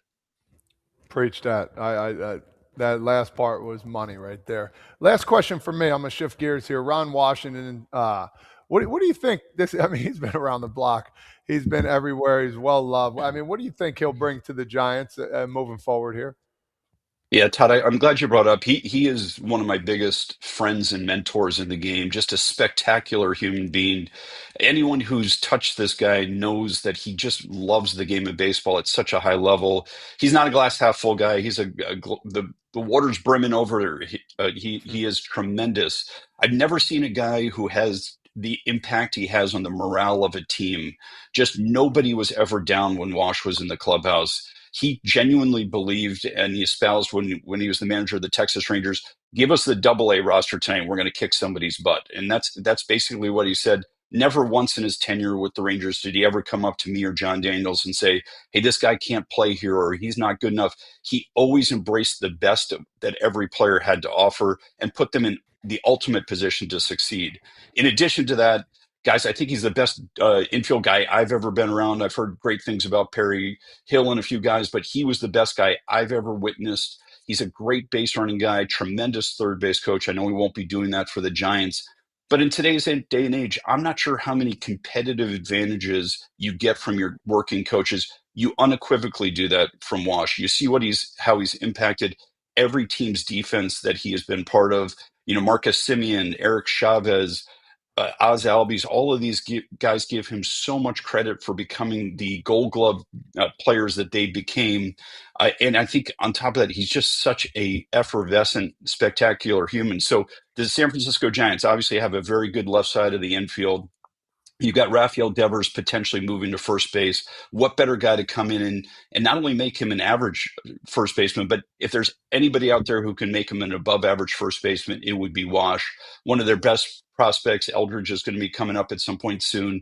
Wash will help him. Yet to be determined what they're going to do at second base. He's also going to help the veterans on the left side. Chapman's obviously a perennial Gold Glove. Adames, solid above average defender at short, but he's going to help those guys. I think he's going to help the guys in the field. He's going to also help the swagger and attitude in the clubhouse. This is a guy who believes he is going to be a champion every time he sets foot on the field. It exudes to all the players around him. He is going to be a huge advantage for the San Francisco Giants. All right, last one for me too. Rockies kind of went out and made let's just call it an interesting hire. What are the Rockies kind of building with who they brought in? So, Paul is a exceptionally intelligent individual. He and I happened to grow up in the same neighborhood, played high school baseball against each other. So I've known him for quite some time. I think he gets a lot of credit, and credit deserved, for being on the advent of bringing analytics into baseball. He had a great career in baseball, then left to spend 10 years in the NFL. So I think he comes back to baseball even more polished. He's got some additional ideas he's going to have about building a championship team. As you guys know, playing in Colorado is probably the biggest Rubik's Cube in all of professional sports, trying to help turn altitude from what is now one of the biggest deterrents to the biggest competitive advantages. And if someone can figure that out, that team has a chance to have a tremendous run, because I think people will be very concerned about having to go play there, especially in playoff type settings. So I think Paul is an extremely intelligent guy. No stone will be left unturned. He's going to be researching altitude from every single angle. And then he partners up with a guy named Josh Burns, who has had a tremendous career in the game. Another good friend of mine, Josh, and I went to college together, played baseball in college together, and he got me my first job working for the Colorado Rockies. Josh has been a general manager twice over. He's been to the World Series 8 times. He has won 4 of them, 1 with the Red Sox, 3 with the Dodgers. He's been instrumental in building out the player development and amateur scouting side for the Dodgers. He's going to bring that knowledge and acumen to the Colorado Rockies. I think the Rockies are in great hands right now. Now the question is, what additional changes are they able to make, and how will they invest in the players and staff on the field to complement what Josh and Paul are doing in the front office? All right, Thad, last one. And I think this is a fascinating topic that you would have great insight on. And we're going to talk about it right after you leave us. There was an article in The Athletic yesterday called Inside How MLB Teams Evaluate Player Makeup from Top Prospects to Big Time Free Agents. It is written by Eno Saris and Chandler Rome. It is sparked by an interesting case. Framber Valdez had a very public incident that he has a side of his story too. Most people saw, and it looks like he was throwing at his catcher, right? And that sparks the whole makeup conversation. So I'm curious your thoughts on how you would handle a player like that. And we got some insight on how there's videos that are sent out, which is pretty common from free agents. And they put a lot in there about his character. So how do front offices evaluate that? And you know this, right? I'm not speaking for your group, but there are some front offices sometimes that miss where like I'm pretty on the outside and I'll hear like that guy is not good news. And it's like, why did they acquire him? And someone will say to me, that team doesn't do good enough homework on makeup. Yeah, so Scott, it's a great question. And I think it's multi-layers. So I just would say this is, I think there's some teams that are very model driven in their decision making, and the bottom line is makeup doesn't really show up well in models. It's not empirical. It's a little bit softer. It's a little more subjective than it is objective. So when you talk about an eyebrow raised by you guys when you see a guy sign and you're like, wow, that doesn't seem as if it's going to align well, it's probably with a team that really isn't putting a ton of value on makeup at all because it's not measurable. I think in contrast, one thing that I've been party to, and I've been so fortunate in both Texas and Minnesota, one thing that we did is we employed former major league players to really help us sort through this discussion. So in Minnesota, two of our first hires when we got there were LaTroy Hawkins and Torrey Hunter. We then eventually added Justin Morneau and Michael Kadire to the group. And so what we would do is we would give them a list of free agents and say, hey guys, based upon your personal experience and or your friends in the game, can you find out what is it like to go shoulder to shoulder with this guy in a clubhouse? What is he like on the field? What is he like when things get tough? Because we wanted to get firsthand experience and knowledge on those things rather than us speculating. I think it's really tough for scouts to break this down because sometimes we see a guy who hits a pop-up in the infield and he doesn't run it out, and all of a sudden we ascribe all sorts of negative attributes to them. It turns out that has nothing to do with it.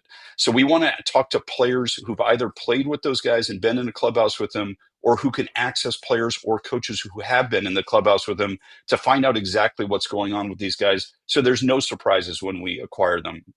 And with Framber Valdez specifically, it's such a fascinating case. I actually had a chance to work with Ulysses Cabrera's agent this offseason because I am an independent person right now.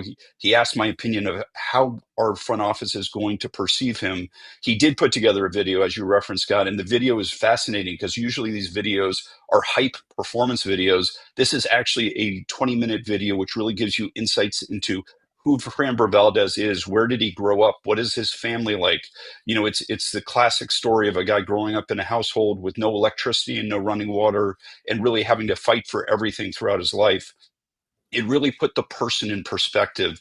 And I think for teams that genuinely care about that, this will be a video that will probably open their eyes. For teams that maybe put less of an emphasis on makeup, it may not matter whatsoever.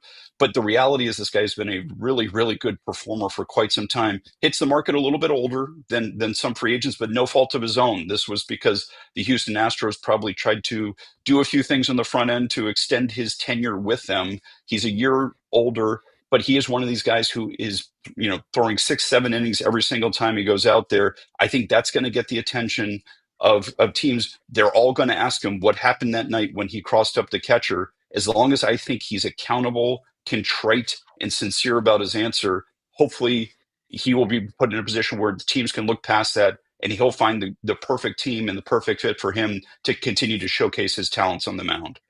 That's great insight. I didn't know you worked with the team there. Even more interesting to hear how that all works. And yeah, I mean, it's obvious. It's not in this case something that is hidden because the one incident was very public. So it's cool to hear what goes on behind the scenes to then say, hey, one thing happened for 1 second. Let's talk about the other billion seconds that this guy exists around your team and what that's going to look like. So yeah, Well, appreciate and Scott, I just would toss it to the players here for a second. Like, I always felt in my career when I was evaluating a situation, if a guy was genuinely contrite about what happened, if there was a transgression, and I come from a team where we traded for Josh Hamilton, we signed Matt Bush.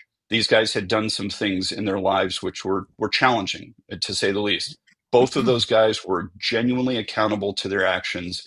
They were contrite about that, and they were aspirational of doing better. And one of the litmus tests I always talked about was, can this person stand in front of a sixth, eighth, or 10th grade class of students and say, hey, listen, I made mistakes. Here were my mistakes. Here's what I learned from them. Don't do what I did. And if they can do that, then we're in a position where we all want to forgive guys, right? We want to give them second chances, provided that they're genuinely accountable for what transpired. Yeah, I mean, oh, go ahead, Todd. Yeah, no, I mean, honestly, I think at the end of the day, we don't know what he was going through. People make mistakes. It's how you come back from it. And you give somebody an extra mistake or two, and you see how they come back from it. And listen, it looked bad, of course. It did on TV. You saw what he did. It looked like everything was on purpose, blah, blah, blah. But guess what? Do you know the person? Do you know what he was going through that day? Was there something on his mind? Okay, then let's get to know the guy first before you make judgment. Of course. Love it. Yeah, I mean, I couldn't agree anymore. I think a lot of bringing guys into an organization, to your point, and I feel like I'd be a perfect guy for that job that you were speaking of, because I played on 10 teams. I played with so many different guys. It's hard to judge a guy off of one moment in their career. To Scott's point, that's 1 second of the billion seconds he's lived on Earth.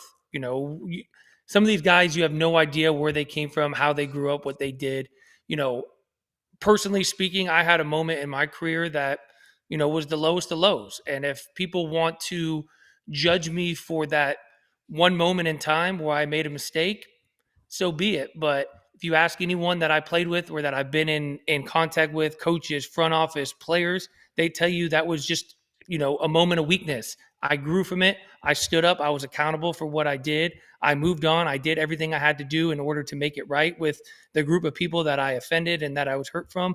But it would kill me if people still judged me for a moment on the field in the most competitive environment where I had a moment of weakness, And for Framber, he's been an outstanding pitcher. To me, what he did is totally forgivable. It was a moment of a weakness, a lapse in judgment, but he shouldn't be defined by the one moment of his career. He's been way too valuable of a pitcher. To your point, what he brings, he's been in an organization that's been, aside from maybe the Dodgers, kind of the gold standard of being in a competitive environment and building a culture. So hopefully people will either watch this video or go out and do their research. I've been a part of a lot of organizations where a GM will come down or is always present around the trade deadline, and he'll straight up be like, hey, we're thinking about getting this guy. What have you heard on him? Have you played with him? What's he like? They want to go down. Is he going to fit in this clubhouse?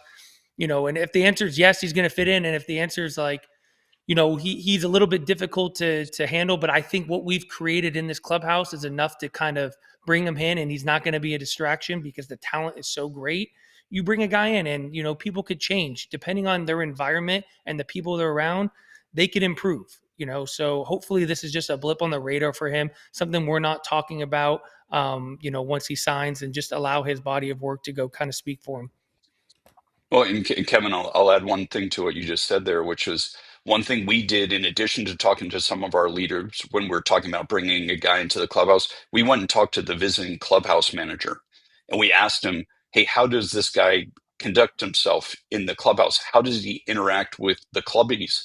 These are guys who are, he doesn't have to look up to them. He can treat them however they want to. And it's fascinating revealing how players interacted with clubhouse guys. And we canceled trades based upon what we heard from our visiting clubhouse guy in terms of the character we thought that the player may have based upon how he maybe mistreated some people in the clubhouse. And we've also enhanced our interest in players based upon the leadership that they showed in the clubhouse. So I think players should understand we're trying to do our homework. We're trying to get the best information we can. But the age-old discussion around, hey, somebody's always looking, I think is somewhat true. Like, how do you conduct yourself when you think nobody's looking is part of how we're evaluating you. And then the last thing I'll say is we preach to our kids all the time, you're not defined by the adversity, but you're defined by how you respond to the adversity. We should afford our teammates the same luxury we afford our children. I like that. And I like bringing in players to help and players that like the ones you're looking at on the screen here, because if they're doing podcasts and digital shows and they're just delivering real talk all the time, that's good. You don't want a fluff guy that's just going to be like, yeah, everyone's okay. Like, you need somebody who's going to tell you, hey, this is really how this guy is. So I like that. Thad, this was great. Really appreciate it. Great to catch up with you again. Totally different combo this way without the catchers. They'll probably be back next time we chat, but encouraging everyone also to check out your new show, Rosters to Rings. Check out the pod wherever you get your podcasts. Thanks, Thad. Good to talk to you. Thanks for having me on, guys. Always a pleasure. That's Thad Levine, longtime baseball executive. Let's just bring this in for a couple minutes to wrap it up, because it does come from that article, guys. Specifically on Framber Valdez, KP, you provided great context on what happened and how you personally feel like you're someone that would, forgive the situation, look at it as a one-off. The way our world works nowadays is something like that goes viral and somebody just, I don't want to say cancels them forever, but they're like, oh, I would never want him on my team. And hey, I get a little drastic sometimes like that. I'm not going to lie, right? I didn't play, so I'm looking at it from a different sphere. I'm trying to look at it as, if I own a team and he costs $150 million, am I okay with that? I'm not saying, hey, am I going to have another incident just like that? But is the character in line, right? Is this guy somebody that I feel like I can trust that's not going to be a problem? Because we know that he's a good pitcher. We know that he can pitch in a playoff game. We know that he can be a number 1 or 2 starter for a team for the next several years. But how do you think an owner looks at that? I don't want to get into specific names here, but there are people employed by teams, players, that have done a lot worse. And, it's recent news. So, and obviously the timing for him would have been good, but for his own individual, free agency, the timing couldn't be any worse. If this was 4 or 5 years ago, people are probably talking about it. The only reason it's still relevant is he recently did it. He's about to be a free agent. So you have to factor that in. But, to Thad's point, we should give people a little bit more grace. We should give people the ability to go out, make an apology if it's sincere, give them an opportunity to prove people wrong. And teams are not dumb. Teams are going out and doing their homework, much to his point. And I love that conversation, being able to get into the mind of a GM and hear all these sort of things. The visiting clubhouse guy, the travel secretary, your nutritionists, your chefs, all these people, they're going to reach out to. In my opinion, Alex Anthopoulos is one of the best GMs in baseball because he's so real. He comes and talks to his players. And when I was in Atlanta, when I was in Toronto, most recently in Atlanta, these things would come up all the time. Hey, we're thinking about getting this guy. He would come sit at, lunch or dinner with 4 or 5 of us and be like, hey, I know you played with this guy. What do you got on him? Will he fit in? I heard this. Do you think that's true? I talked to this person, So it's really, it is an important factor, but I don't think any one player should be defined by any moment on the field. Give them a chance to explain themselves. And like you said, you've never walked a mile in any one of these shoes. You have no idea what this guy where he had come from, the amount of adversity he had faced in his life. For him to be judged on this one cross-up of his picture where, yes, it did look very intentional. You could look on the face that he was obviously upset with, maybe the way he was calling a game. But this guy grew up in a place that didn't have running water, probably slept on the floor. Like, let that be kind of the foundation of this guy's character more than this moment that kind of went viral. Yeah, that's good insight. And hey, my last point on this, it says in the article, 80 seconds into a 25-minute video, the content switches from on-field results to fleshing out what kind of person Framber Valdez is. That's cool. I'm just like, whoa, 25 minutes? We're doing a Netflix doc? Let's maybe pare it down a little bit. I don't know if you're going to keep Todd Father on 25 minutes on anything, right? Nope. No. Yeah. What's the sweet spot, Todd Father? Maybe 5? Can I get 5 out of you if it's a good story? No, you can give me 8 to 12. Okay. Yeah, Todd, to this point too, we talked about a guy popping up in the infield and jogging down the first base like that. People don't know the entirety of, what a player is going through. Like there's a lot of times you're playing banged up and you've been told, hey, don't run hard down the line. I mean, I know that's a microcosm of, what was happening, but like we're just so quick to judge players from what we see and what is put on Twitter or Instagram, and it becomes these viral moments. But there's so much that goes on behind the scenes. Like, you could have a newborn at home and not have a lot of sleep, and you could just, not be in your right mind and go out and do something, and you're judged for it. It's like at the end of the day, we're human beings. We have emotions. We have problems outside the field. We have lives outside the field. Like things happen, but if you can stand up and maybe that was maybe to his fault. He didn't get in front of the camera after that happened and said, hey, I made a mistake. It was a lapse of judgment, like I wasn't vibing with my catcher. I was upset. I made a mistake or I got crossed up. I don't know what the scenario was, but the fact that he hasn't answered those questions, maybe that's, maybe the bigger story here, but it's not what he did, allow people an opportunity to kind of, have a comeback story. That's my only thing, guys. I know we got to run, but it's hard when you didn't get the public apology, you kind of got the denial, and maybe things happen behind the scenes, but it helps. Like it would help him. I know it sucks. And maybe I'm wrong here, guys, but everyone that looked at the video kind of feels the same way. I wish that he would have just come out, or even now, and said, like, I messed up.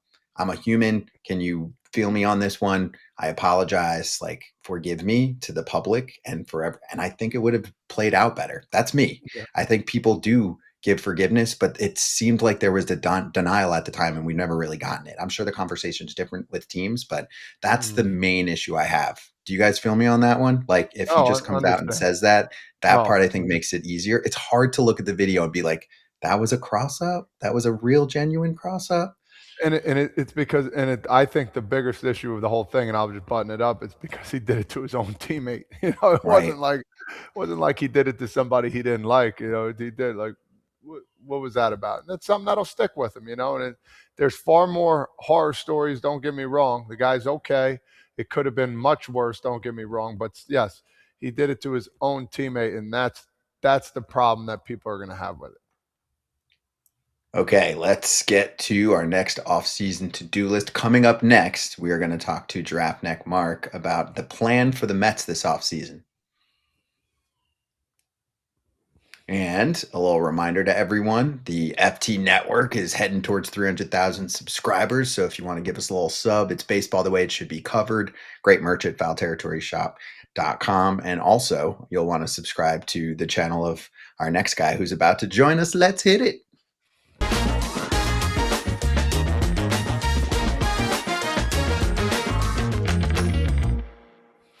Off-season to-do list for the Mets. Giraffe Neck Mark been in the game for a long time. Check out the YouTube channel if you don't already, but then also Metsed Up. Let's talk about the Mets specifically here, Mark. Good to see you, my friend. And lay out the off-season to-do list. What's 1, 2, and 3 for the Mets in your mind? Yeah, thanks for having me on, guys. Excited to talk about the Mets. Kind of cheated a little bit. I put number 1 as re-sign Pete Alonso and Edwin Diaz. Number 2, trade for an ace starting pitcher. Number 3, we got to find an outfielder, whether it's in the corner or center field. Okay. All right, let's dive into each of these. I'm going to start with the heartbreaker question at the top because Buck Showalter, former manager of the Mets recently, asked us yesterday this question when he was a guest on the show.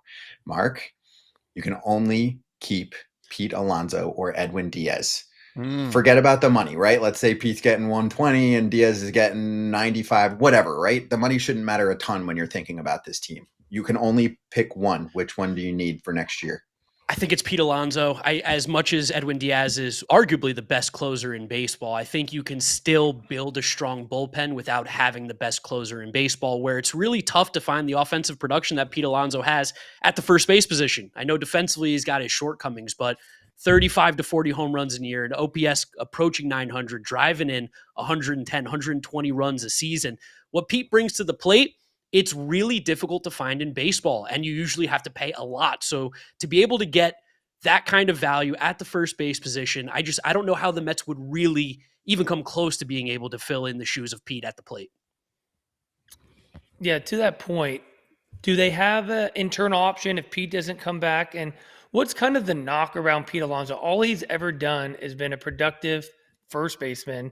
He hits 40 homers, drives in 100 RBIs every year. He's a multiple home run derby champion.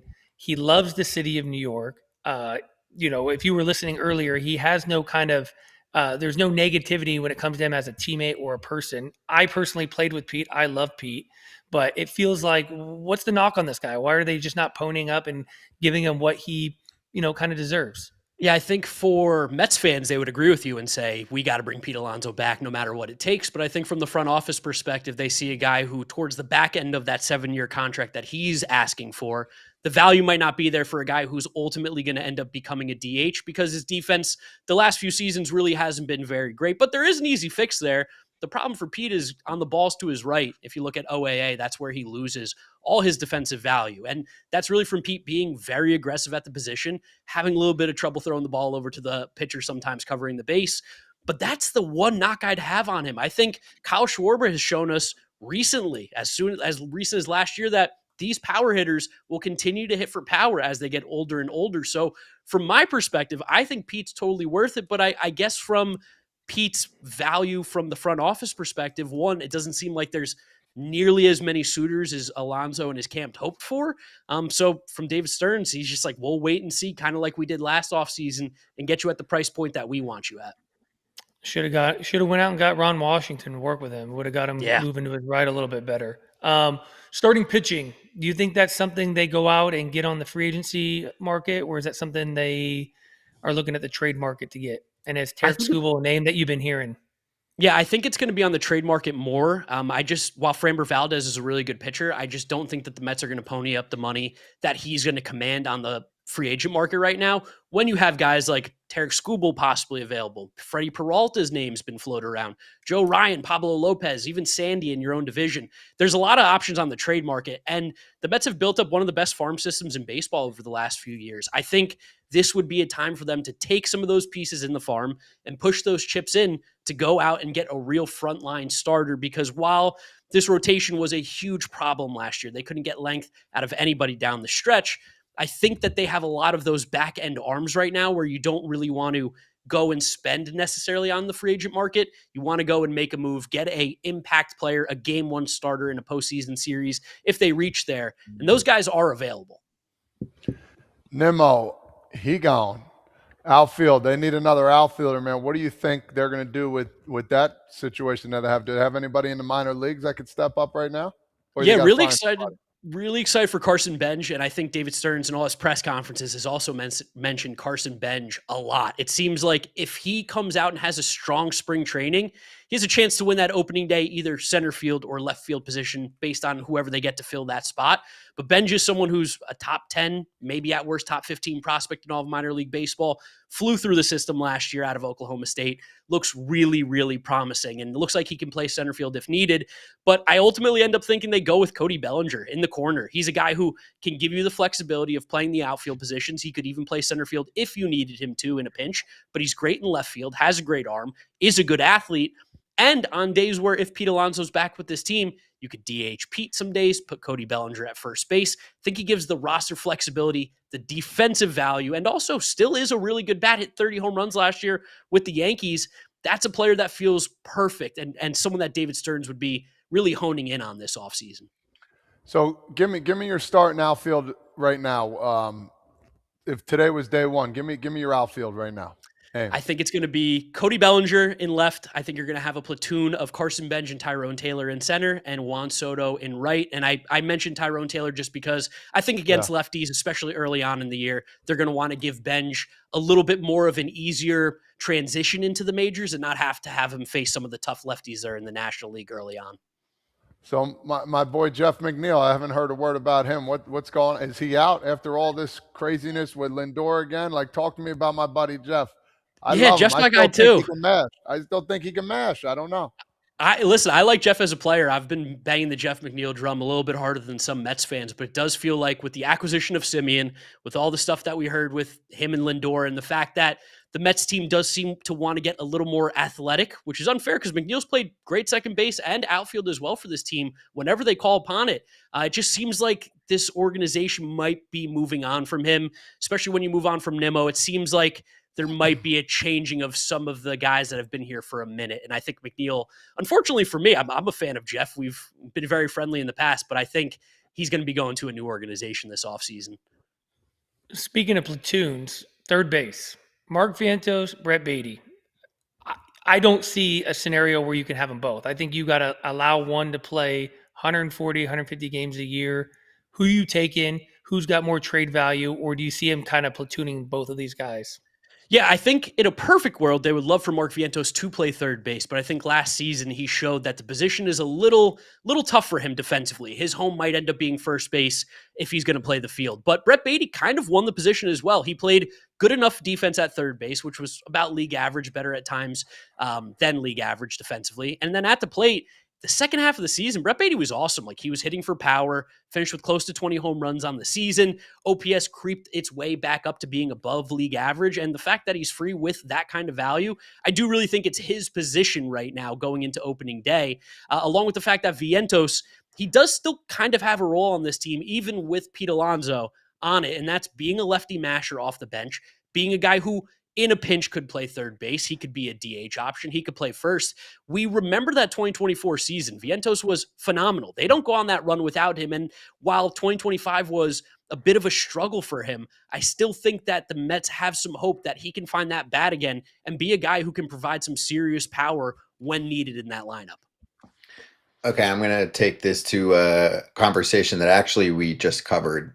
Makeup, clubhouse chemistry, all that kind of stuff. A lot of times it can get pretty overblown. I thought you guys did a great job covering the New York Post article the other day. I listened to that when I texted you guys about it. We talked about it. I wanted to get insight from you guys, dialed in on the team on an everyday basis, like Lindor and Soto. I don't care if one loves one color, one loves the other, one loves food, one loves shopping. I don't give a crap, right? They both put up great numbers. That's not the reason why the Mets didn't make the playoffs this year. And Buck Showalter, I'll allude to again, was on yesterday. We asked him about it. He's like, they didn't make the playoffs because they didn't have enough pitching, especially enough, starting pitching down the stretch. They're relying on all these young guys, etc.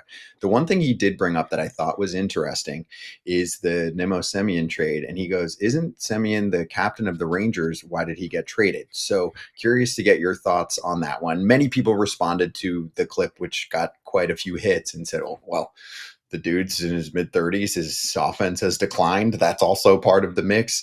Do you think that I don't want to say the Mets won the trade, but do you think this is going to work out well for the Mets? And what is your take on the, chemistry component for the ballpark or for the ball club as well? And then after you answer, we can get KP who played with Marcus. Yeah, I mean, we've heard about the chemistry stuff for a minute now, and it's weird. I think it's uncomfortable from the outside perspective, but you guys had Sheffield on as well on the show, and he talked about these guys don't have to be best friends. I think at the end of the day, like, the company line for Mets stuff is they don't have to like each other. They just have to respect each other, and they have to try and win baseball games. And from the outside perspective, it seems like that's all those guys care about. Juan Soto wants to win. Francisco Lindor wants to win. They're two of the best players in baseball. They played well last year. I wouldn't chalk the chemistry up because I think we would have seen them both struggle more if there really was a huge problem. And then with Marcus Semien being traded over for Brandon Nimmo, while Semien being traded, the captain of the Rangers is a big deal for what that could mean for the Rangers. You also got to remember Nimmo was such a big part of this clubhouse. So I really do think it might just be the contracts made sense and both teams can see a good fit. Either way, the Mets could use some help at second base, especially defensively. And the Rangers needed some outfield help after getting rid of Adolis Garcia. But Semien bringing that steady veteran presence, being a very well-respected player in the league, I don't think that this is ever a bad thing for the clubhouse. We kind of saw with JD Martinez in 2024. Maybe this is kind of the move of that similar ilk of bringing in a respected veteran leader. And he's one of the few guys on this roster that has won a championship. And I do think there's value to that. Yeah, I mean, I think the championship pedigree is a big part of why they brought him in too. But, to everyone's point, you're going to be in a clubhouse with, guys that they're all not all going to be your best friend, and you don't necessarily have to all get along. But the biggest thing is you've got to have, common goals. And what Marcus Semien does bring, and to the point with why he probably, although he was the captain, he left the Rangers, Marcus loves to work. Marcus wants to be on the field every single day. He wants to take batting practice. He wants to turn double plays with his shortstop. He wants to get out there and be on the field every day. So I know Lindor is like that as well. I didn't have experience with Juan Soto, but there's certain guys in this game that just are good enough. They could just show up at 6 and play. Marcus is one of those guys. And, to your point, you have these Brett Beatties and Mark Vientos in there. Bringing in a guy like Marcus Semien, who wasn't a great player at the beginning of his career, who turned himself into a superstar, a top 3 finisher in the MVP, a guy who's making $180 million to play second place. This all came through hard work. So I don't think it's ever a problem, even if he is on his decline, to bring in a guy like this who just can set an example for these guys of what hard work can do for you in your career. So I love the Mets bringing him in. It's not, and Brandon Nimmo, I played with him. He's a guy who loves to work too. Not to put a knock against Brandon Nimmo, but I don't think it's a bad thing bringing in a World Series champion, guy who's finished top 3 in the MVP, who's also turned himself into that type of player.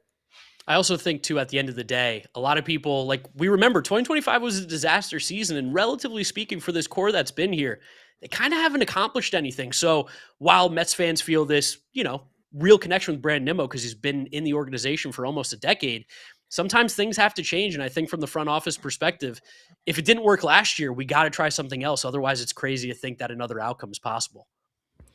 I want to talk one more about Brandon Nimmo here real quick. He recently came on a show and basically talked about his legacy with the Mets and everything. And he talked about his number being in the Raptors. Now, I want to ask you as a longtime Mets guy, and understandably, if he did end his career with the Mets, could you have seen his number being put up there, with the longevity with the Mets and the numbers that he had?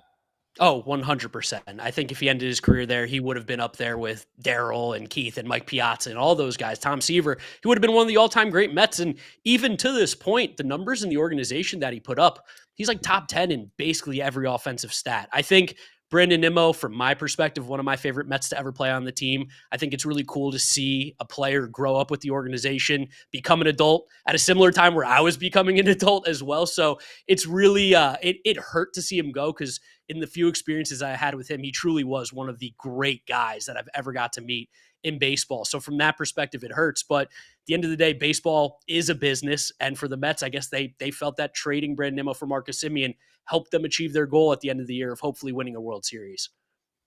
On this topic, does Jacob deGrom number get retired? Or does he get a statue? I think that I'm one of the few Mets fans that did not care how Jacob deGrom left. I keep him in the highest regard. He's one of the best players that I've ever seen step on a baseball field, especially in terms of pitching. I would retire his number in a heartbeat.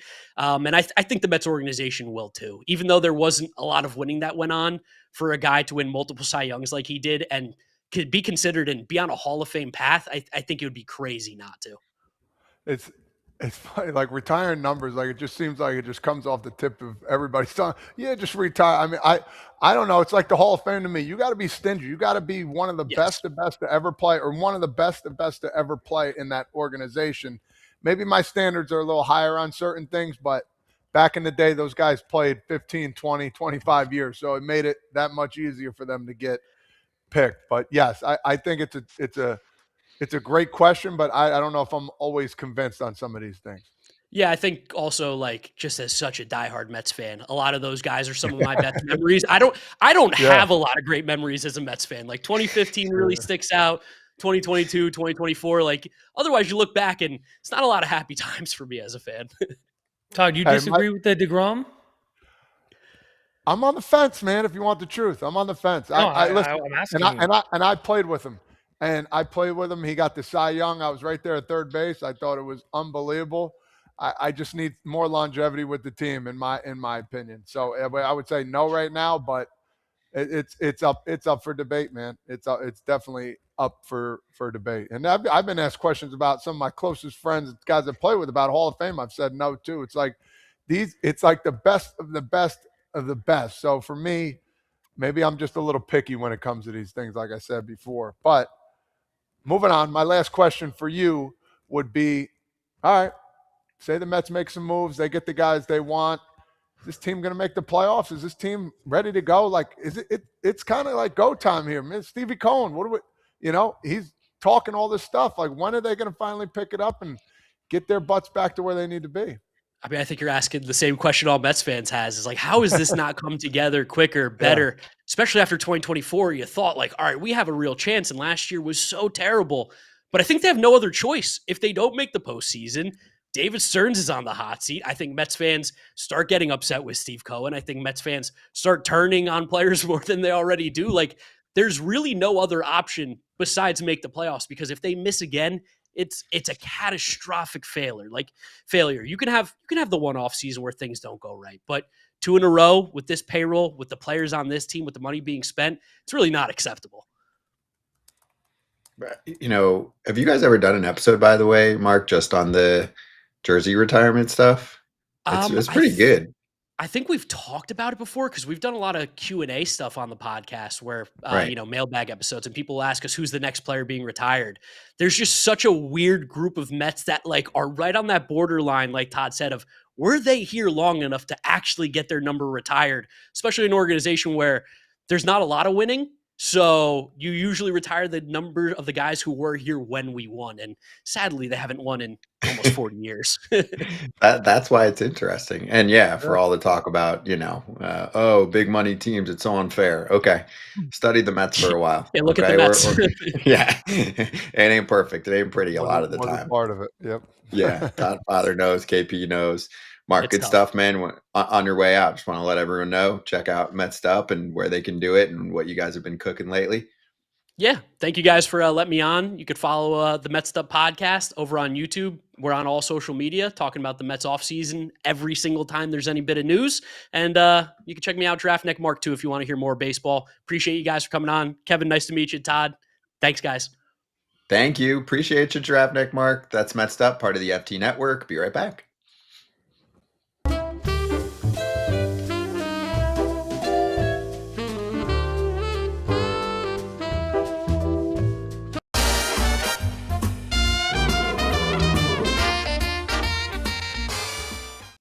BetMGM Futures 2026 AL MVP odds are up already. And Todd Father, your boy Judge is already at plus 300. Like, that is impressive to be at that number already.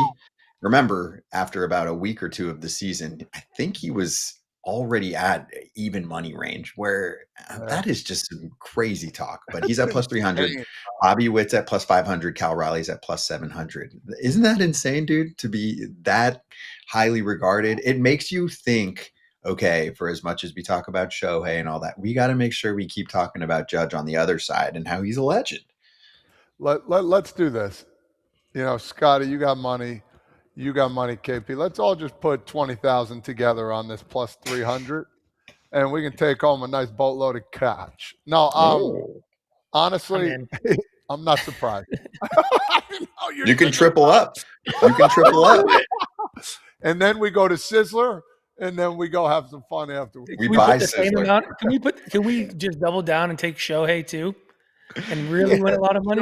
Shohei's even money probably. I don't know yet, but yeah, dude, it's incredible. It's incredible. It just goes to show you the amount of goodness he has, how good he is. He is just an incredible human being when it comes to the game of baseball. On and off the field, he can hit the baseball better than pretty much everybody, and he knows how to do it. Even when he's slumping, even when he's injured, he was off for a while. He came back and still won the MVP. That's very hard to do. So it goes to show you the big numbers he has, and he not missing pitches that he's getting.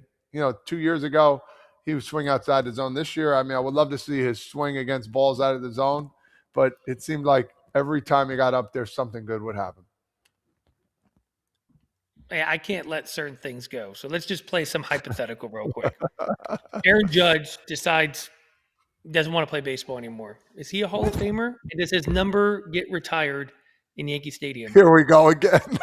Right now. Right now. He said, you know what? I've done enough. I've won 3. I don't want to play anymore. Like, is he worthy of the Hall of Fame because he dominated a period of time? What's he, 7, 8 years in? He's got to be maybe longer at this point. Probably 7, 8 longer. years? He's probably, my guess is 9, but I'll double check it right now. I think he debuted in 2016, if I'm not mistaken. And I would say 2017 is his first full season. Yes, which makes so it he 9 years, right? I mean, I was 10 if there you with want to count 16, but 9 years. 17, he Let's go 9 won years. the rookie, the home run, most home runs by a rookie. Pete, I was on the team with, he did it. Then Judge did it in 17. Oh man, bro. I would See, say I would say right now. Oh man, see, I hate doing this. I hate it. I wait, would Todd. I'm going to help you, dude. yes, I think please. it's easy. I think it's a lock. We had this with Mike Trout when he did this, and then actually it's kind of played out that way, where Mike Trout was the man. I mean, even I would well, probably in similar regard to Judge, right? More of an all around. I mean, they're both all around players. I don't know. Both superstars in their era, best in the sport, or number 2 or 3 at worst. And then it just fell off for Trout. That's kind of the question that KP's asking in my mind. And Trout's been a lock. Like when you have a peak, I mean, a lot of times they look at 7-year peak, and these guys are already, like Judge is already more of a 9-year peak as the best, if not top 3 player in the sport for that long. To me, that's an easy lock. Yeah, You don't have I the agree. volume, but we're not talking about a guy. It's like, oh, he's been in the MVP mix. Like, where it's a better conversation, Todd, is if, Jose Ramirez stops his career tomorrow. Like, I think he's getting close, but his would be a little bit more of a debate. With Judgy, it's like, what, best or second best bat for years and Yeah, years, I and agree. he's almost 10 years in the bigs. I'm good. I'm done. And the reason I'm saying it because everybody's like, oh, the bias with the New York and with me working, with the Yankees. That's the only reason I pull back, because people are like, oh, well, he's a Yankee guy. But yeah, I would have to 100% agree with you on all accounts. Yes, I do. I mean, Boom. that's where I Good disagree question. with the numbers. I'm looking at his numbers: 62.3 WAR, 1,200 hits, 368 home runs. But I mean, you talk about a 9-year period or an 8-year period of dominance. Like, a Hall of Fame has to have a guy like that in it. And I'm this is with you. assuming he just stopped playing. If he has a gradual No, decline, or even if he you falls and off a I, cliff. But it's just crazy, and that it goes back to our point of, you know, I don't believe in this giant Hall of Fame, but there's got to be like some feel. Like, you ask a player who played against him, you're like, yes, the guy was a Hall of Famer. Like, he was so much better than everyone else on the field. And look what he did for a 9-year period of time. Like, he was the best player on the field for 9 straight years. Probably much like Don Mattingly, maybe not the level of dominance of Aaron Judge, but you ask people when you played against this guy, he was just better than everyone else.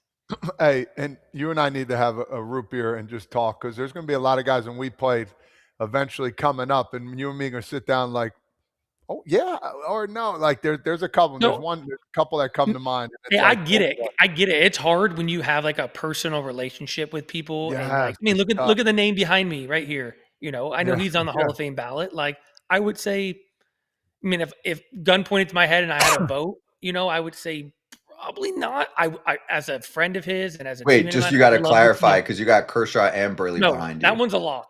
No, that I'm talking about Burley. Kershaw, yeah, Kershaw. Wait, That that one is a that lock. There side's a you go. lock. Yep. This side, who I'm talking about, Mark Burley, Yeah. is a guy that, God, man, he just did some great things in this game. He was a great teammate of mine. I loved him so much. He's on the Hall of Fame ballot, deservingly so. Is he, when you put Mark Burley in the Is he conversation of that a dude? Kershaw Yeah. and a Is he Verlander and a that Satchel dude? Paige and it's hard, right? Yeah. Is he that dude? Does he? I'm not saying he doesn't deserve to be in, but when they talk about those names, should he be with that company?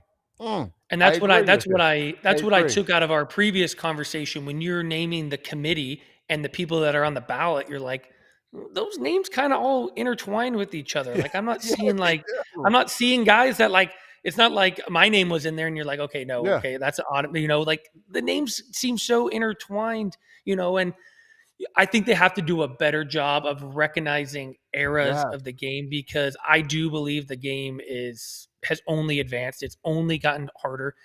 Not only the skills required to hit and to pitch and to get outs and the ability to play defense, but just the longevity aspect, because the game is trying to get younger and younger. So, like, it's a lot harder for players to play a long period of time. Like, I had to scratch and claw to play my last 4 years to get to 10 years. Like, it felt like smooth Yep. sailing for my first 5 or 6. Like, the game's always trying to force you out. Like, it's going to be rare we see guys in today's game, unless they come up as a 19-year-old, to really play, 18, 19 years, and, to be able to put up enough time, get enough at bats to have 3,000 hits or 300 wins. Like, it's just not happening anymore. The game's not allowing it. So you have to factor in errors. Yeah. Mm-hmm.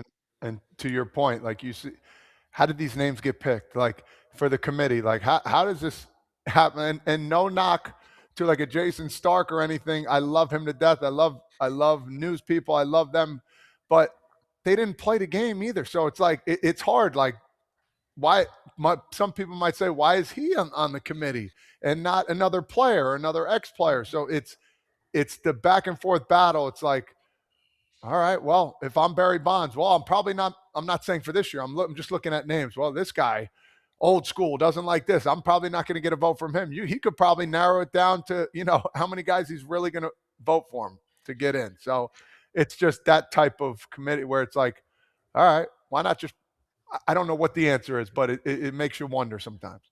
Yeah, but I mean, it's different from the writers' vote, which is all writers. So you at least get to a point where you're going to then get a blend of players, executives, But then, and then well, you've got why? the writers who are more of like the historians who I think, they Yeah. have a vote, but they're also trying to help people understand, hey, let's look at this era. Let me give you all of the information and background on this guy. Like, I think they can be helpful too when they're presented. But in the committee, and more to think about, they should help you with that, but they probably also, in my opinion, shouldn't have a vote since they already had a vote beforehand. Not saying Jason had the vote for that year, but they get the vote already. Why not help out? Hey, this guy did this, this, and this. Here's the numbers. Boom. Good luck. You know what I'm saying? Okay. Yeah, no, I like I that think that's a too. fair point. Just the I like players that get to vote. Yeah. And a writer can present a case, but then they don't get a vote. And it's just like, no, this is the players' vote. Present it. Yeah. Good, bad, or indifferent. Here's everything on the table. Boom. Good luck. I'll be outside. You got 2 hours. Whatever it is. Yeah, Whatever they do. I like it because your point that they already previously had an opportunity to vote for someone, and there could be some bias with that, but allow writers or historians to come into that room and be like, here's the historical context. This is how these players stack up. This is how they compare. You guys are the ones that played. You guys are the ones that are in the Hall of Fame. You believe that these players should be, plaqued up with you on the stage with you. I think you would get a better, a group of players to make that decision. It should be people in the Hall of Fame ultimately making that decision when it comes to like a vote like this. Mm-hmm. Hey, good stuff, guys. On the way out here, this was a little BetMGM segment. They're offering an odds boost token for World Cup markets on the winner next summer. It has opened up already for June. That is Tim. That looks like Tim Howard, doesn't it? I think that's Tim Howard. How did I know that? I'm a beast of soccer. Let's go. Dude, Tim Howard was a legend. Speaking of legends. Yeah. But anyway, you can get a little odds boost token dropped into your account. No opt-in necessary. Add a tournament winner bet or any futures bet on the World Cup. And if you win that bet with the token applied, you know the deal. You get extra winnings. World Cup's a while away, but this little boost is coming up this weekend and it expires after, I think, about 12 hours. Yeah. On the 5th, which is tomorrow. Gambling problem or concern? Call 1-800-GAMBLER.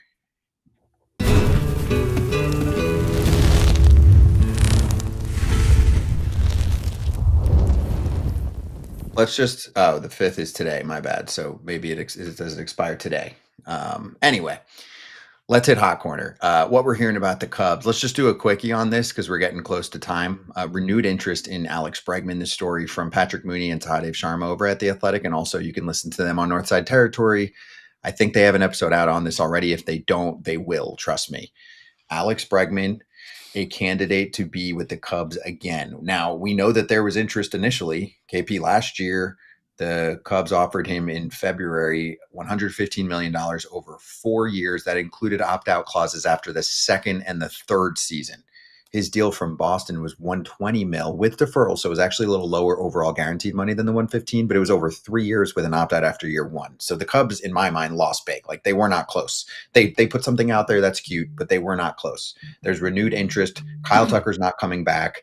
You look at the position player group and you're like, are they going to let Matt Shaw run a little bit? Sure, but they have a ton of free agents after the 26 season, and I think there's some concern there. It's really only Dansby, Swanson, and Matt Shaw, and then there's a number of guys that could be gone. Seiya Suzuki, Nico Horner's on that list. So do you think that this is realistic? Will this actually happen? I think the biggest question is, will the Cubs actually be the winning bidder for Alex Bregman in this case. I think Boston's going to outbid them.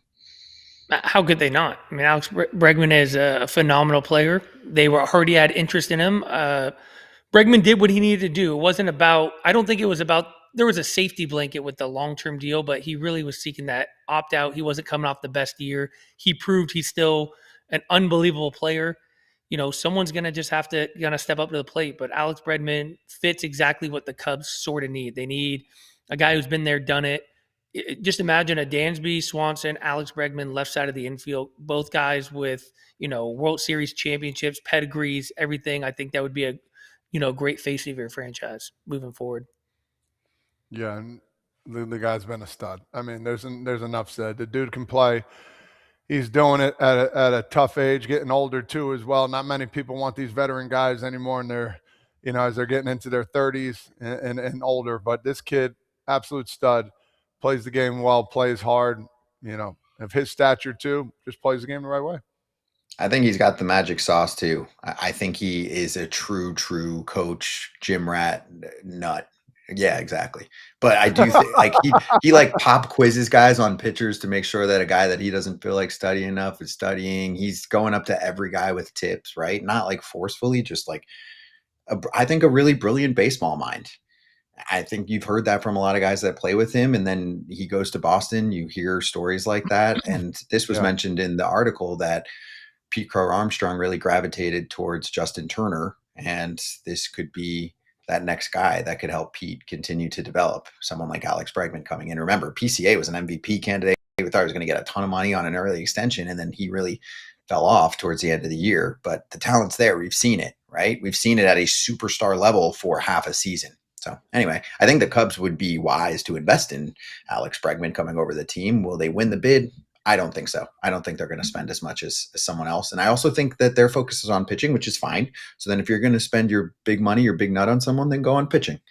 I'm okay with that. All right, let's hit slap. Your point, to your point, I never played with Alex Bregman, but I kind of knew him a little bit. And I just remember one day calling him on the phone, asking him about hitting in the offseason. And he said, "Hey, let me call you right back." He FaceTimed me. He was standing up in his house with a bat and just took me through a bunch of different things that he thought about that he felt like would help me. And like I said, I never played with the guy. For him to like take that time out of his day to kind of just help me out, just kind of shows what type of guy he is, that how much he loves hitting and the game and being engaged with people to try to make them kind of the best version of themselves. Yeah, that's exactly what you hear. I never got that call from him. I guess I wasn't that good, but hey, cool. Todd, guess what? If you call or if you FaceTime him this week, I bet you he'll do it. I bet he'll do it. I know he will. I'm gonna because he loves it. He's a psycho. When I wake up in the morning in my robe, I'm gonna ask him to move the hips, show me how to go from A to B, baby. Let's go. He's gonna be flashlights. Don't rotate. That's what he's on. Flashlights. He's definitely the guy, right? Yeah, right here. Always has a bat. Yeah. And always like Todd Frazier, you'll catch him at any time. Like it's like 6 a.m. He's just waking up, and like this is how he's drinking his cup of coffee, right? Like, oh hey Todd. Yeah. To go through some hitting tips for you. Like always has to have a bat. Yeah. Anyway, so we'll see what happens with that. Let's hit slap.